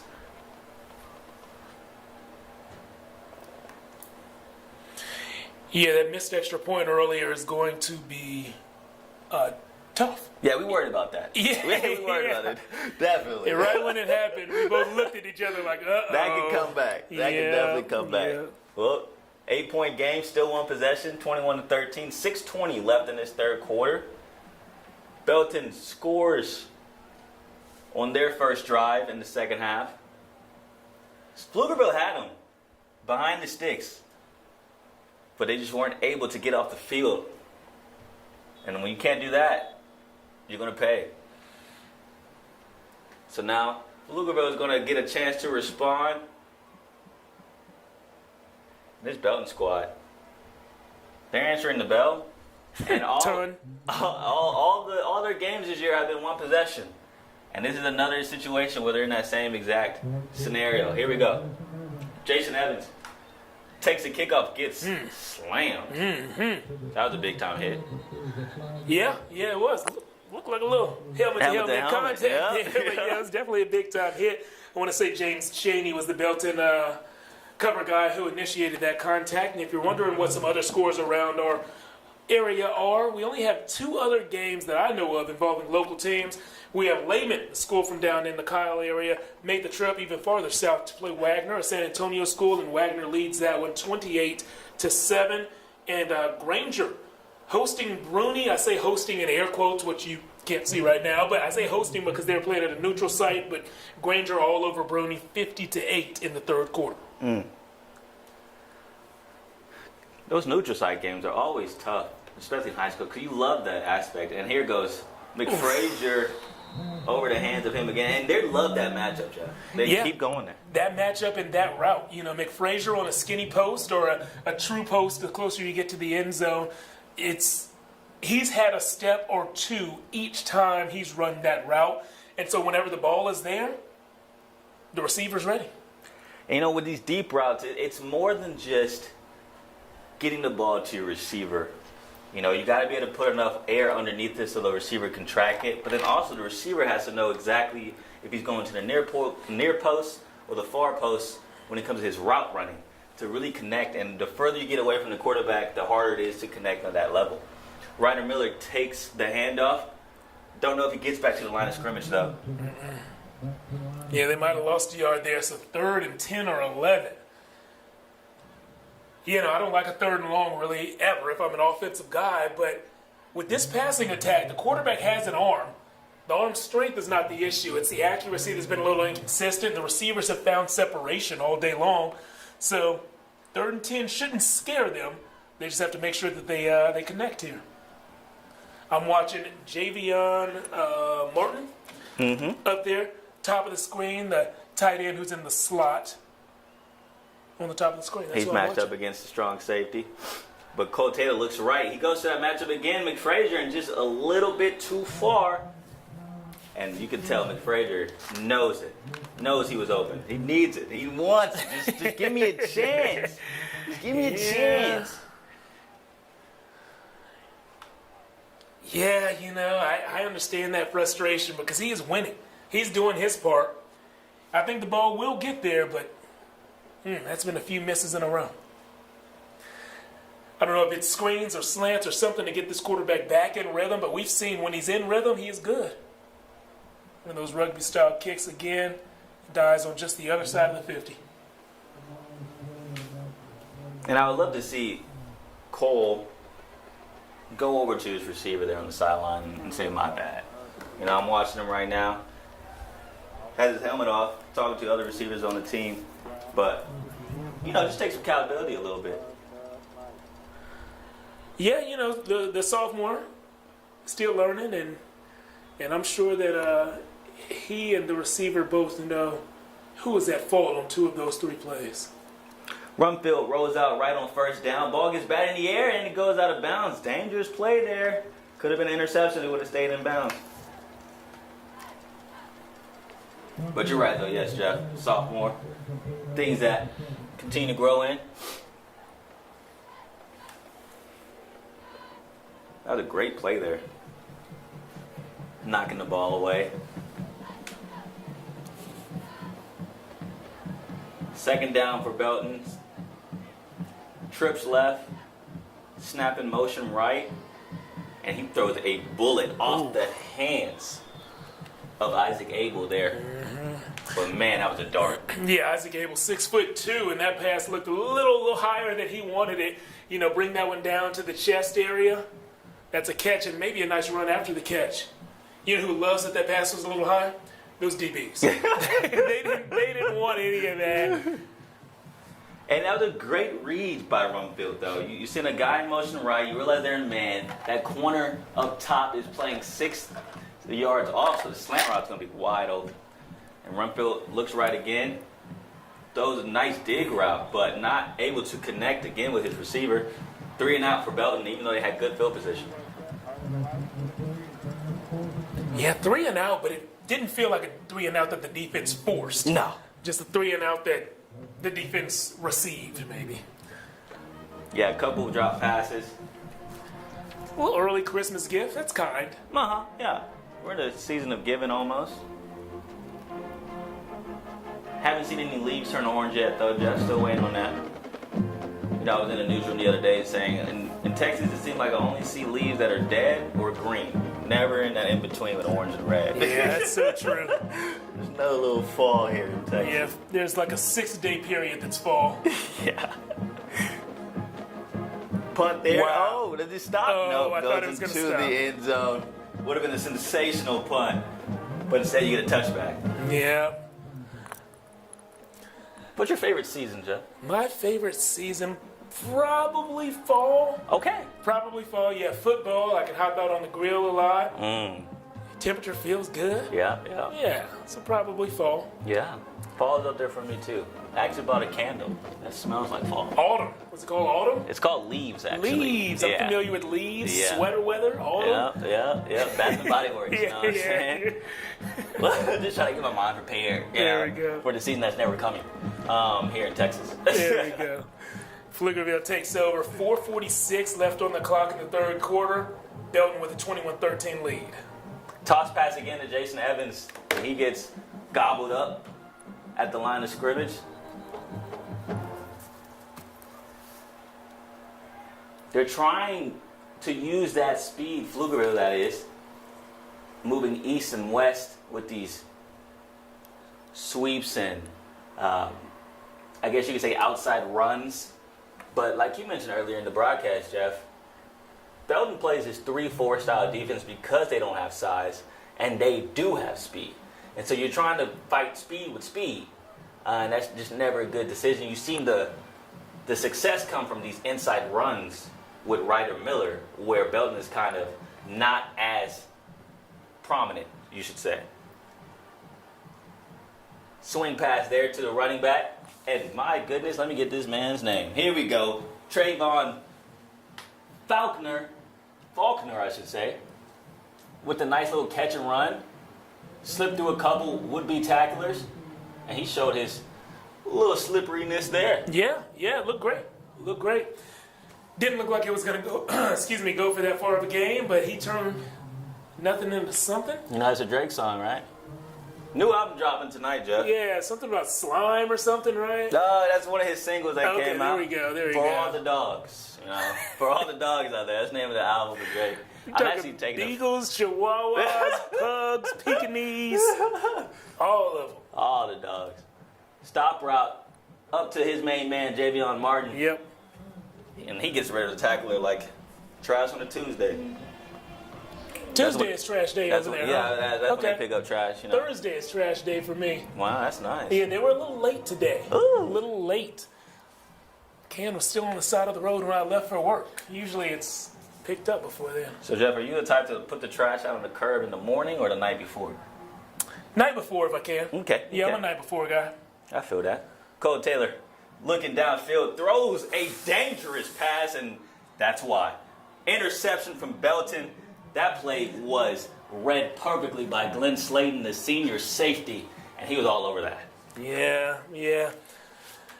You know, it just looked like Cole Taylor was going to make a play there. He was forced up in the pocket, didn't quite get his feet set, and kind of threw as he was doing like a little jump turn thing in the air. It almost Had it ended how he wanted to, it would look cool. It would have looked great. It would have been incredible. It did not end the way he wanted it to. So with 2:45 left in the third, Belton takes over. They have the lead, 21-13, and they take over around midfield.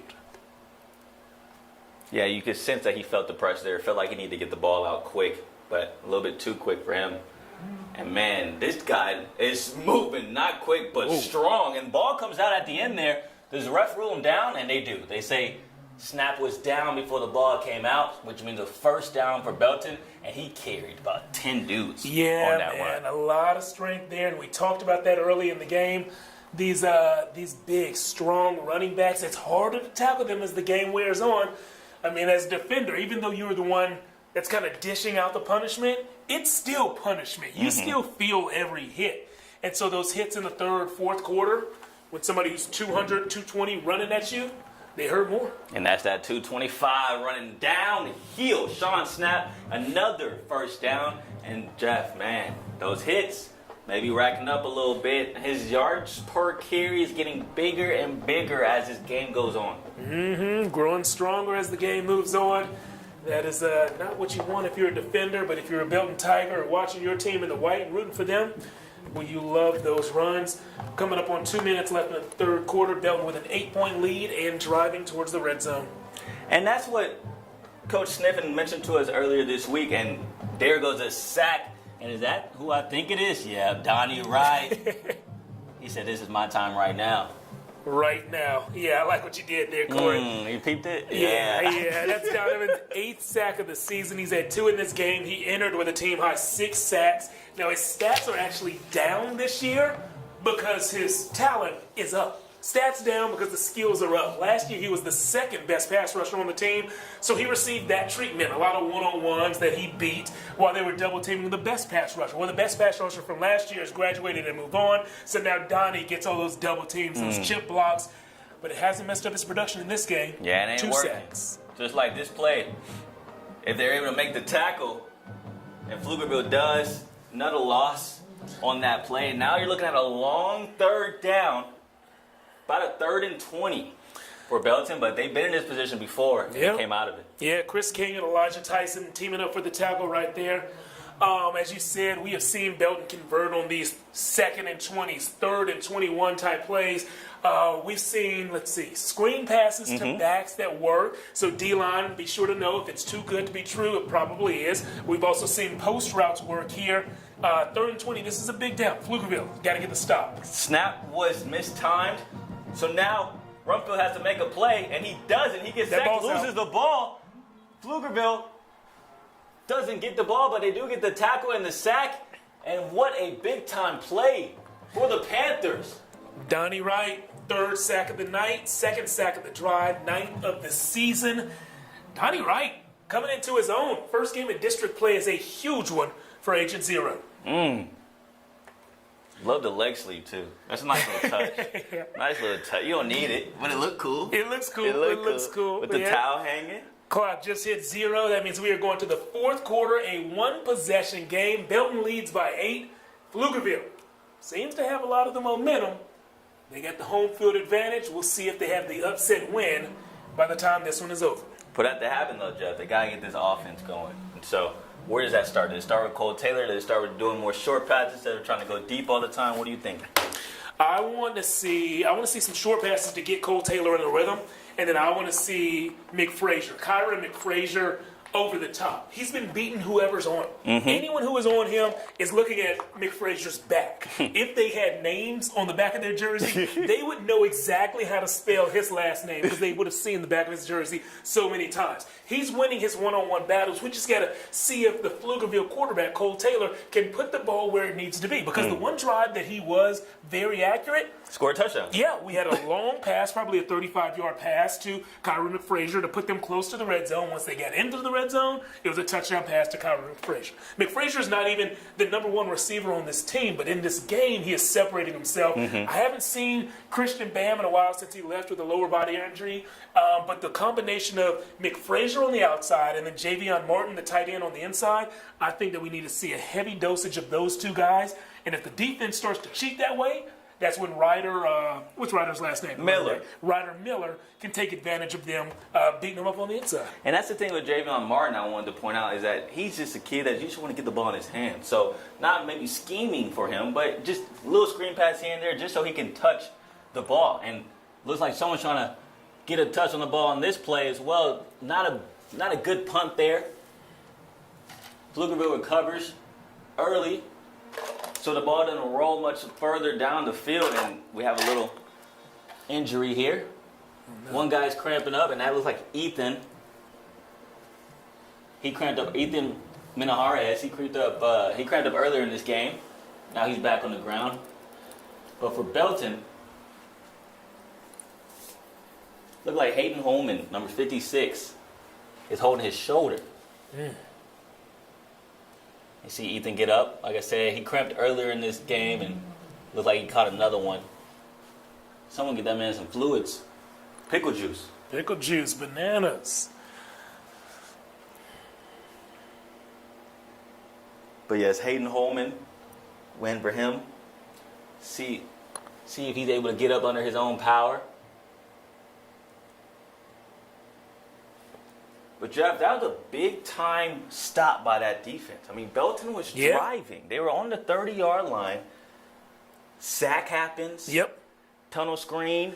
That gets hit behind the line of scrimmage, and now Belton's looking at a 3rd and long, and they made it even longer with another sack. Man, big time stop. Instead of it being a 2-possession lead, it's still a 1-possession lead for this offense. Yeah, Donnie Wright had a lot to do with that offensive drive for Belton being shut down. He's a playmaker, and he's stepping up in a big time for his team.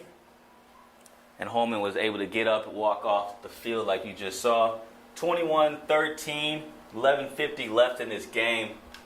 Pflugerville has the ball on their own 46. Great field position. Yeah, remember the first few Pflugerville drives, and we were talking about how they weren't able to pass the 50? Yeah. And recently it just seems like the field position has been great. But you know what? All that great field position, there's still only 13 points on the board for the Panthers, so they need to take advantage of it. And there we go. Ryder Miller gets the first down carry. About 3 yards there. 2nd and 7.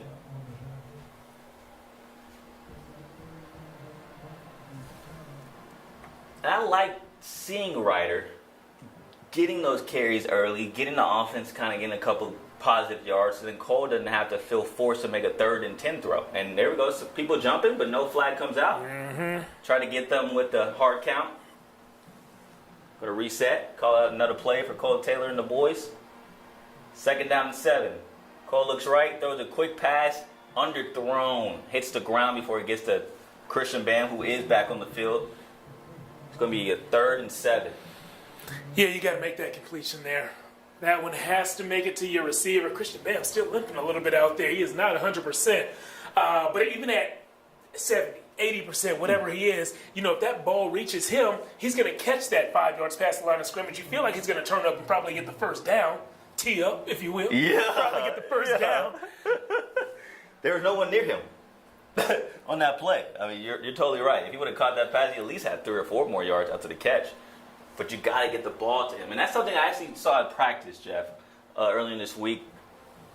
Coach Taylor was telling his son Cole, just throw it. Just rip it. Get it there. And there was a couple underthrows in practice. This one wasn't an underthrow, though, to Javion Martin, the other sophomore. Was he able to get to the first down? He fumbles the ball. Ball comes out. But they say he was down. And I believe he was down past the stick. So first down, Pflugerville. Chains are moving. Yeah, it looked like it was past the first down marker to me, and that's one of the guys who we told you to watch out for. We said Javion Martin and Kyron Frazier would probably be the 2 pass catchers to lead them back. We've seen one of them targeted on this drive. Watch out for number 1. I know Pflugerville has not forgotten about him. He's lined up as the outside receiver on the top of the screen. And just great to see Javion getting another catch. I mean, he's just a mismatch to anybody on defense. And so has this guy been all night. Ryder Miller. Nice. He has over 150 yards rushing. Just based off the 2 long runs that he had. Yeah, great point. I have no stat sheet in front of me, folks. Just based off knowing he had an 80-yard run. 87. Yeah. 87-yard run. Looks like that heat may be getting at these players. I see a Belton defender down on the ground trying to stretch a little bit. Looks like he's getting up. He's getting up and walking. Dante Martinez is who that is, one of their linebacker, defensive end kind of guys. And so now Pflugerville has a couple first downs. They're moving the ball. Ryder Miller's getting that carry on first down, setting them up properly for 2nd and 3rd. Cole Taylor is able to convert to Javion Martin, sophomore to sophomore connection. And now they're in Belton's territory on the 37-yard line. Yeah, real close game, and it's what I love about this is it's exactly what we predicted. It'd be in a very close game that it comes down to the fourth quarter and maybe comes down to the final drive. But it's the opposite of what you might think if you just looked at these two teams' records coming into the game. Belton 4-0, undefeated so far. They are the reigning district champs. And Pflugerville 0-4 this season. That's twice this drive where the Belton defenders have jumped off sides. No flag. What Pflugerville needs it, snap the ball. Either snap the ball or reach out. When somebody crosses the line, reach out and slap them. Reach out and slap them. You got to react. You have to react. You have to react, or they have to be unabated to the quarterback for the play to actually stop. If neither of those occurs, then the refs are going to give the defenders a chance to get back on their side of the line of scrimmage and get reset. And even with the reset, Pflugerville was able to get the first down with a nice stop route by Jason Evans. Cole Taylor was able to put it on his outside shoulder. So he caught it, fell right to the ground, first down. Yeah. Let the chains reset. But you're totally right, Jeff. You got to be able to react. And that's something coaching-wise, huh? Let's need to harp on practice. When a guy comes across the line of scrimmage, can't just point at him. We all see he moved. Right. Send the guy in motion, but Ryder Miller gets the snap on first down like he's been doing the whole possession. And like he's been doing the whole possession, he gets 3 more yards. That initial first down, Jeff, how important is that? Yeah, that first down play, it's very important to get in front of the stick. So you want at least 3 yards, but you'd like to get closer to 6. Well, you'd like to find your way to the end zone, but about 6 yards would be very nice on the first down play. But it just sets you up in second and manageable. So right here we have, second and 6-ish? Everything's in the playbook. Everything's in the playbook, and you're not going to put yourself too far behind. And that's something Ryder Miller's been doing all game long. Those first down handoffs, getting those tough 3 or 4 yards. And then he just sprinkled in an 87-yarder just for the heck of it. So, what a game he's having. Cole Taylor, he sees the rush coming, goes off his back foot, and nowhere to go. On to McCallum had that locked up. I didn't like that at all. There was no stepping into the throw. There was kind of like he was hopping backwards as he was throwing it forward. It's not a throwing motion that I'm used to seeing. I didn't like how that one looked. A lot of pressure there. And I think Belton's starting to realize if you get Cole uncomfortable, he's going to force a throw, lose his mechanics. And so I see a little bit more pressure that they're throwing at him on these passing downs. But that just means you got to read the defense a little bit faster if you're Cole Taylor and get the ball out your hands a little bit faster. And he's not doing it alone. I want to shout out to the center, Max Mendoza, who's a 2-time all-district player. He played right tackle. Oh, that pass was just a little high. Max Mendoza played right tackle for the past 2 seasons, his sophomore and junior year, and he was all-district both of those seasons. He's been the smartest guy on the offensive line for a while, and this season in particular, they said we need to move those brains and that pedigree to the middle of our offensive line to anchor the O-line. So he's the one who makes all the protection calls, shouts out the blitzes and things like that. So Cole Taylor, the sophomore, doesn't have to do everything out there. He has the pieces around him, both in the skill position and the big guys on the line. On that play, a little bit high to Jason Evans. Yep. It would have been a 4th and 1 situation because he wasn't at the sticks, but instead it's a 4th and 7. Pflugerville still has their offense on the field, though. Cole Taylor takes the snap. He's surveying, and he has this guy wide open. McFrazier touches pay dirt. Yeah, that's huge. Huge, huge, huge. A 4th down. Things really could have gone sideways had that not hit, but it did. You got to think that they're going to line up and go for 2, but I see McFrazier running. Oh, okay, there we go. McFrazier going back on the field. Little skirt. Turn around, buddy. All right, the band. Is this the 2-point conversion good luck song they're playing right here? We'll see, huh? Uh-huh. You got a 1-on-1 matchup up top with McFrazier again. Yep. Be interesting to know if they're going to go there with a little fade right route now, or a to let slant everybody route. know the situation. 8:34. Pflugerville's down 2. They need this 2 conversion to tie it. They did not get it. Gets sacked there. 21-19. The score remains 8:34 left in the 4th quarter, and they needed that 2-pointer to tie it up, like you mentioned, Jeff. And man, that missed extra point after their first touchdown is now playing a factor late into this game. Yeah, because had that missed extra point obviously gone in, then they would have just kicked another extra point there, and this game would likely be tied. So if Pflugerville is going to win this one, if they're going to pull off this upset that we've been saying they have a legitimate shot to pull off, we said that all week, and now we're seeing why we've said that. If they're going to pull it off, hey, they got to do it the hard way. They got to do it the hard way. But you know what? I like a little drama. So what better way to do it than the hard way? Hey, you love drama. You know, a little TNT. reality TV as well. You know, the Housewives of Atlanta. You know, a little Love Island out Love there. Island, that's my show. I love a little drama. Drama's great for TV. Belton has the lead, 21-19, but the Panthers are right there. Can they get another stop so their offense can take the field?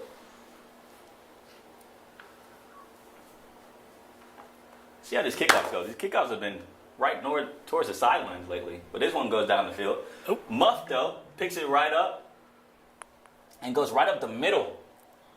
That was a nice little return by F.A. Gets it all the way up to the 25-yard line.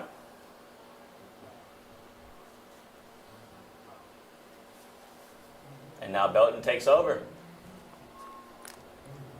Reese Rumfield, let's see what you got, man. Up by 2 points, but Pflugerville has the momentum.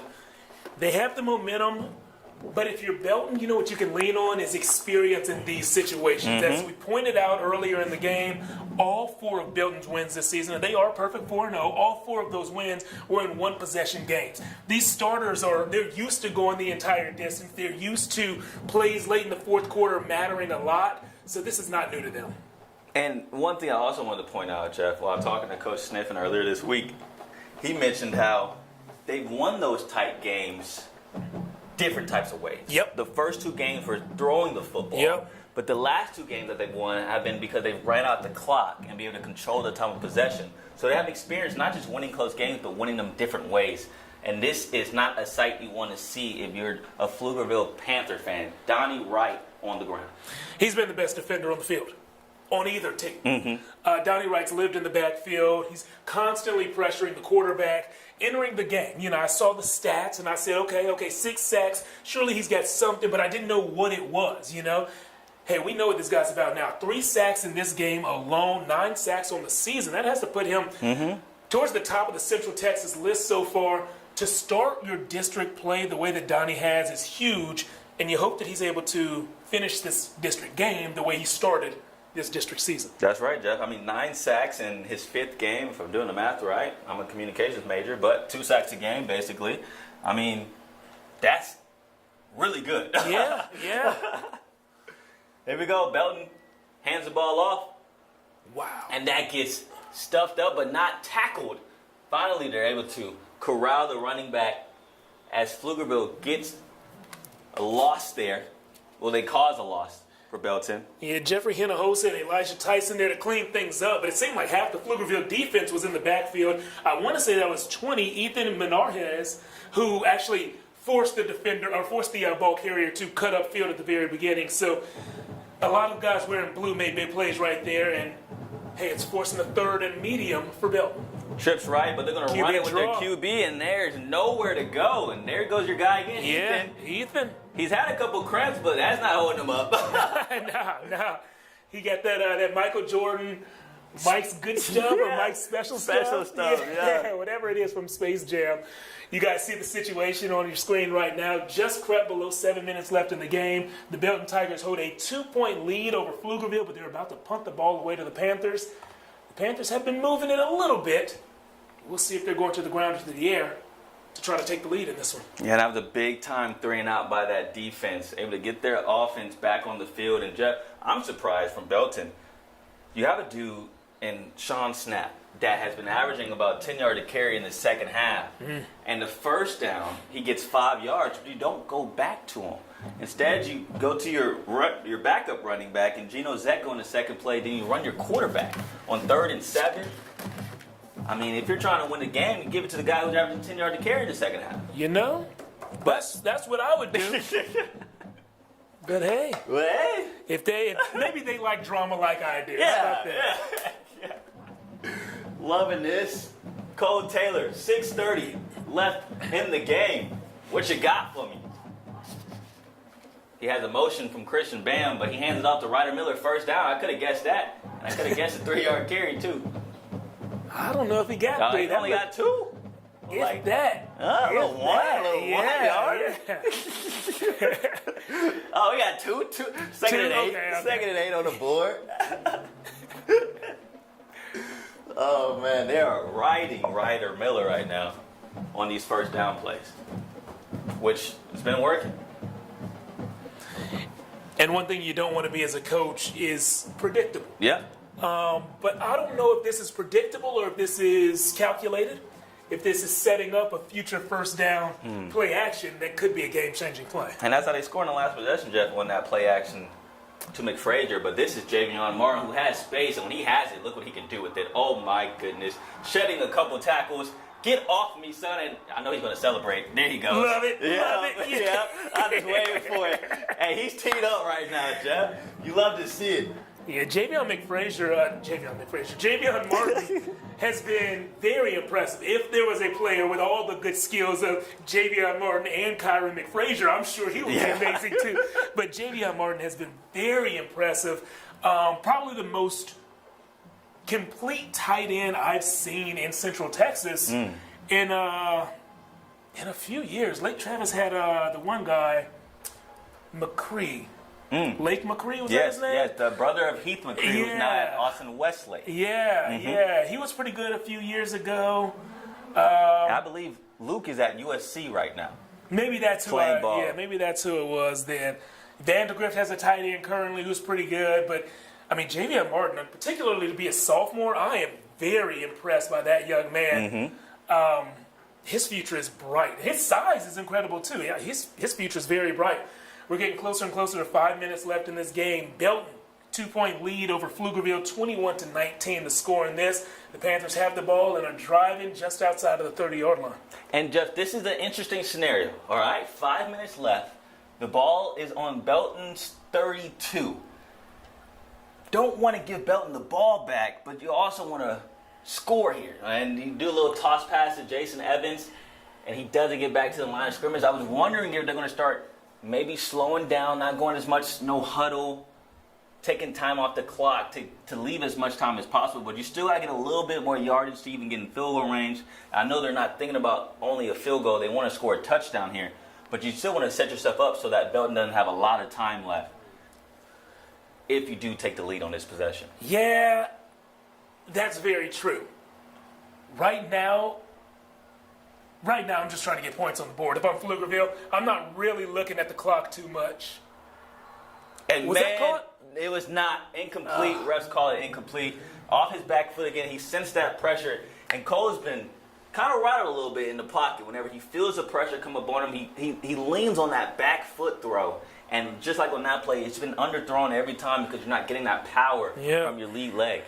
Yeah, that's exactly what I'm seeing, man.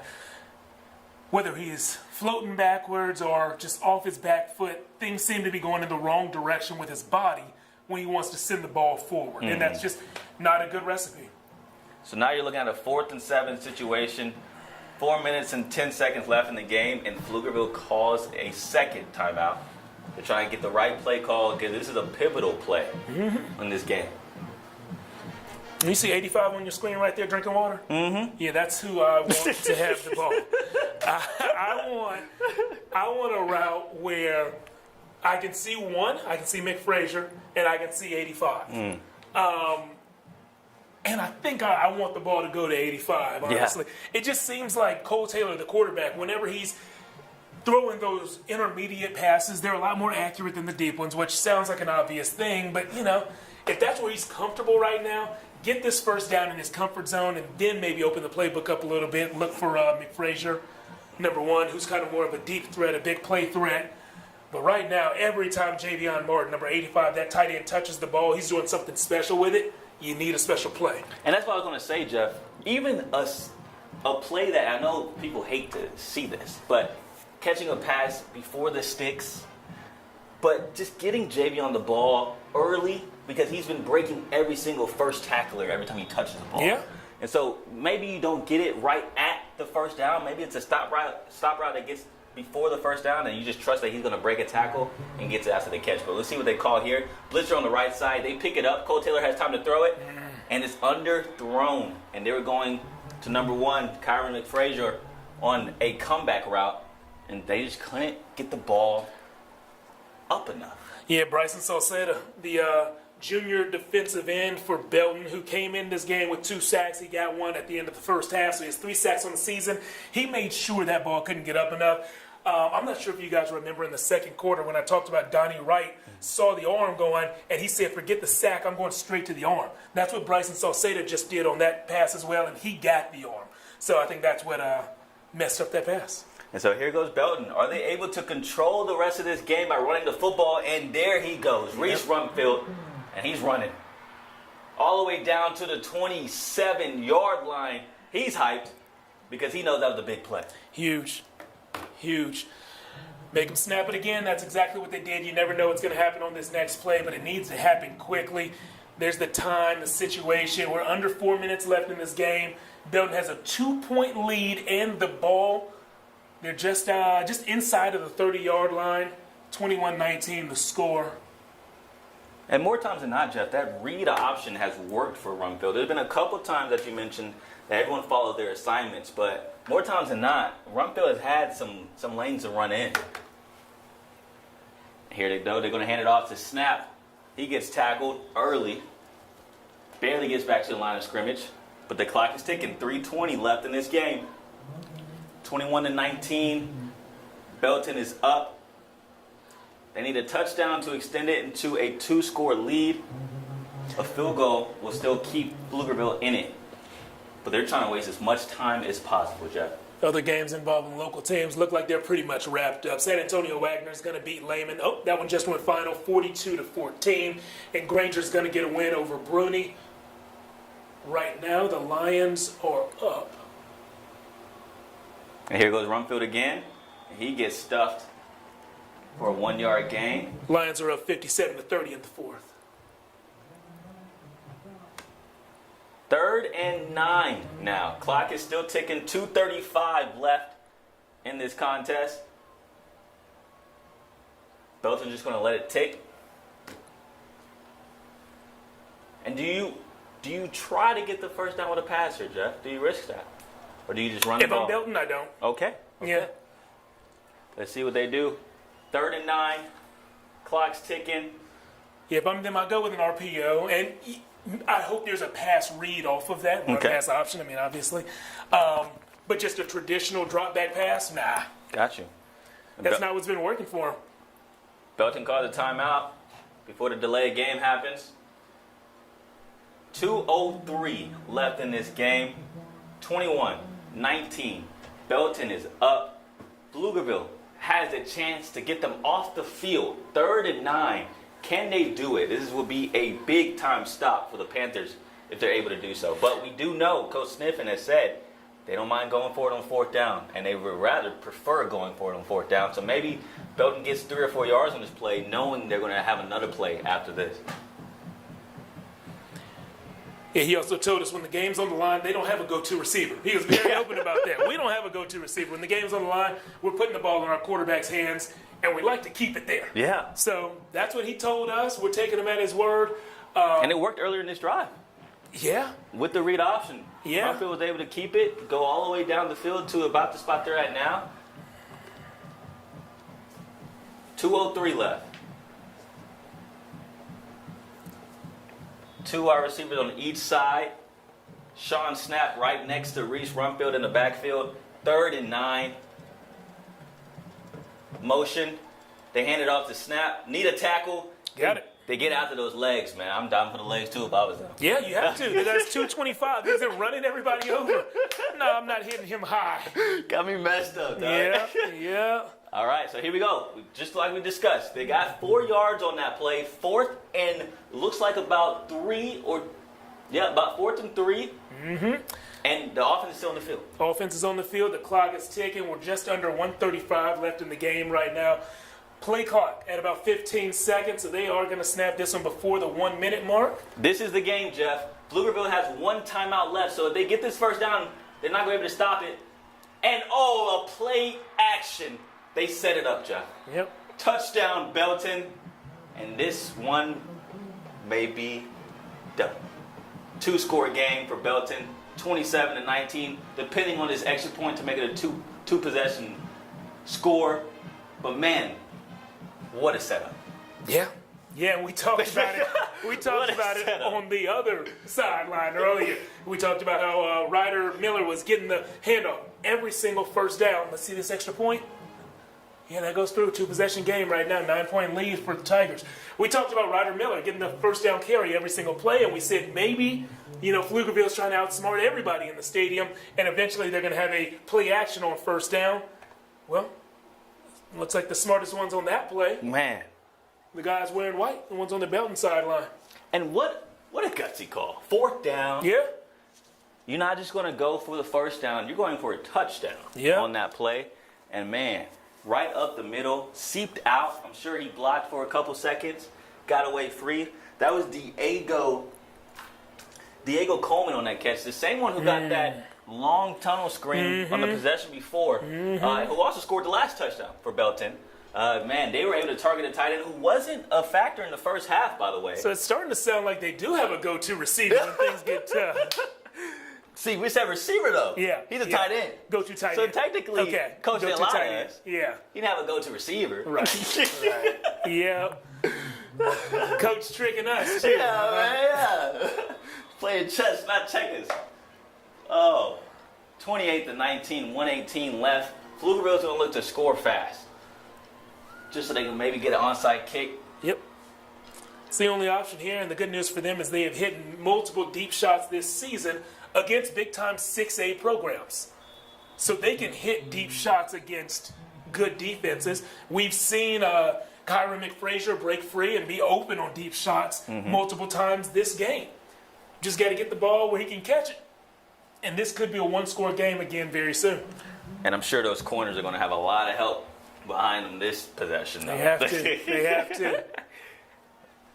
Nothing goes over the top if you're a Belton defender.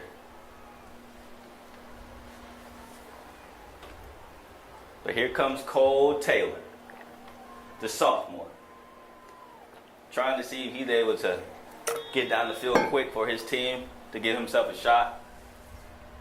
Trips right, including Javion Martin over there. He looks right. Finds Jason Evans, who gets gang tackled. Yeah, he is. Keegan Sherwood leading the charge there. He's a junior DB who is also one of the backup quarterbacks.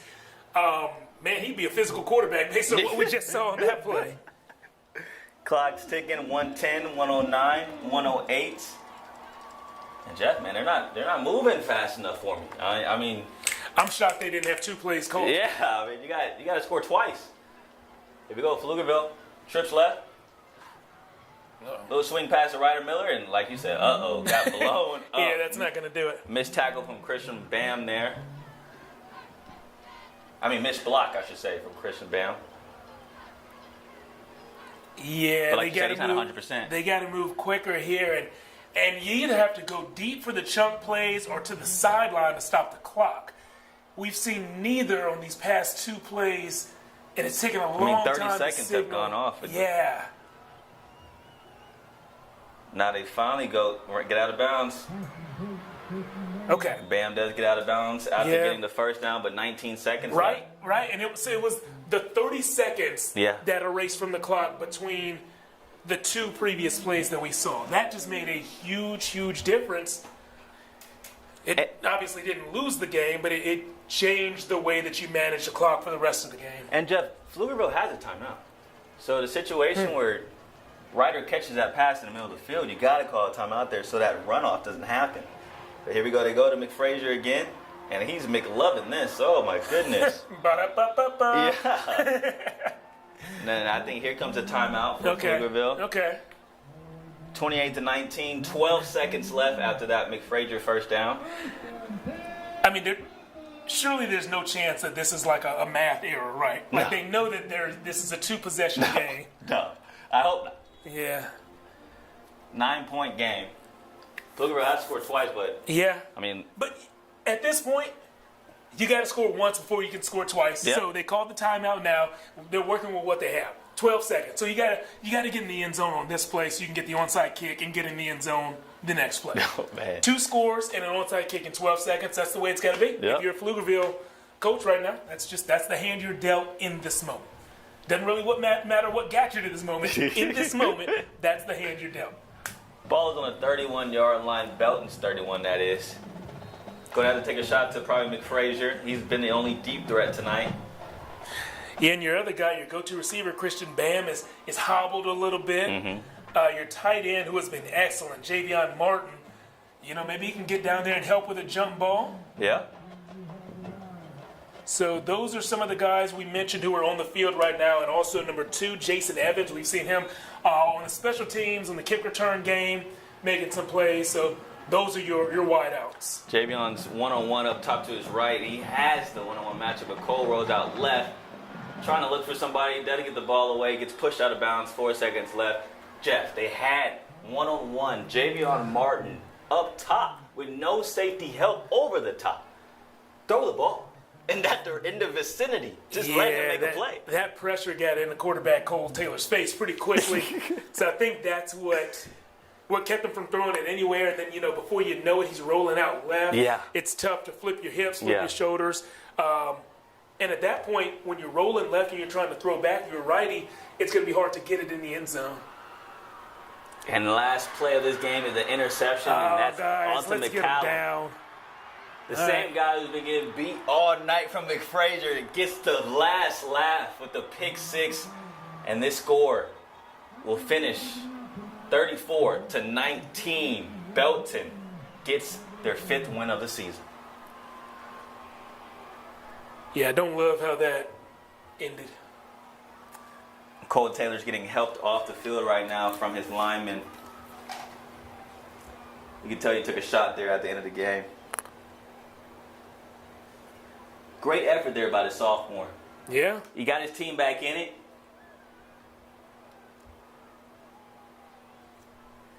And look at his other sophomore, Javion Martin, talking to him saying, hey, you did the best you can, man. 34-19. Belton could have kicked this extra point with no time left on the clock. And that'll be all she wrote for you. It was a close game. It was a close game Yeah, much from closer start to than the finish. score shows.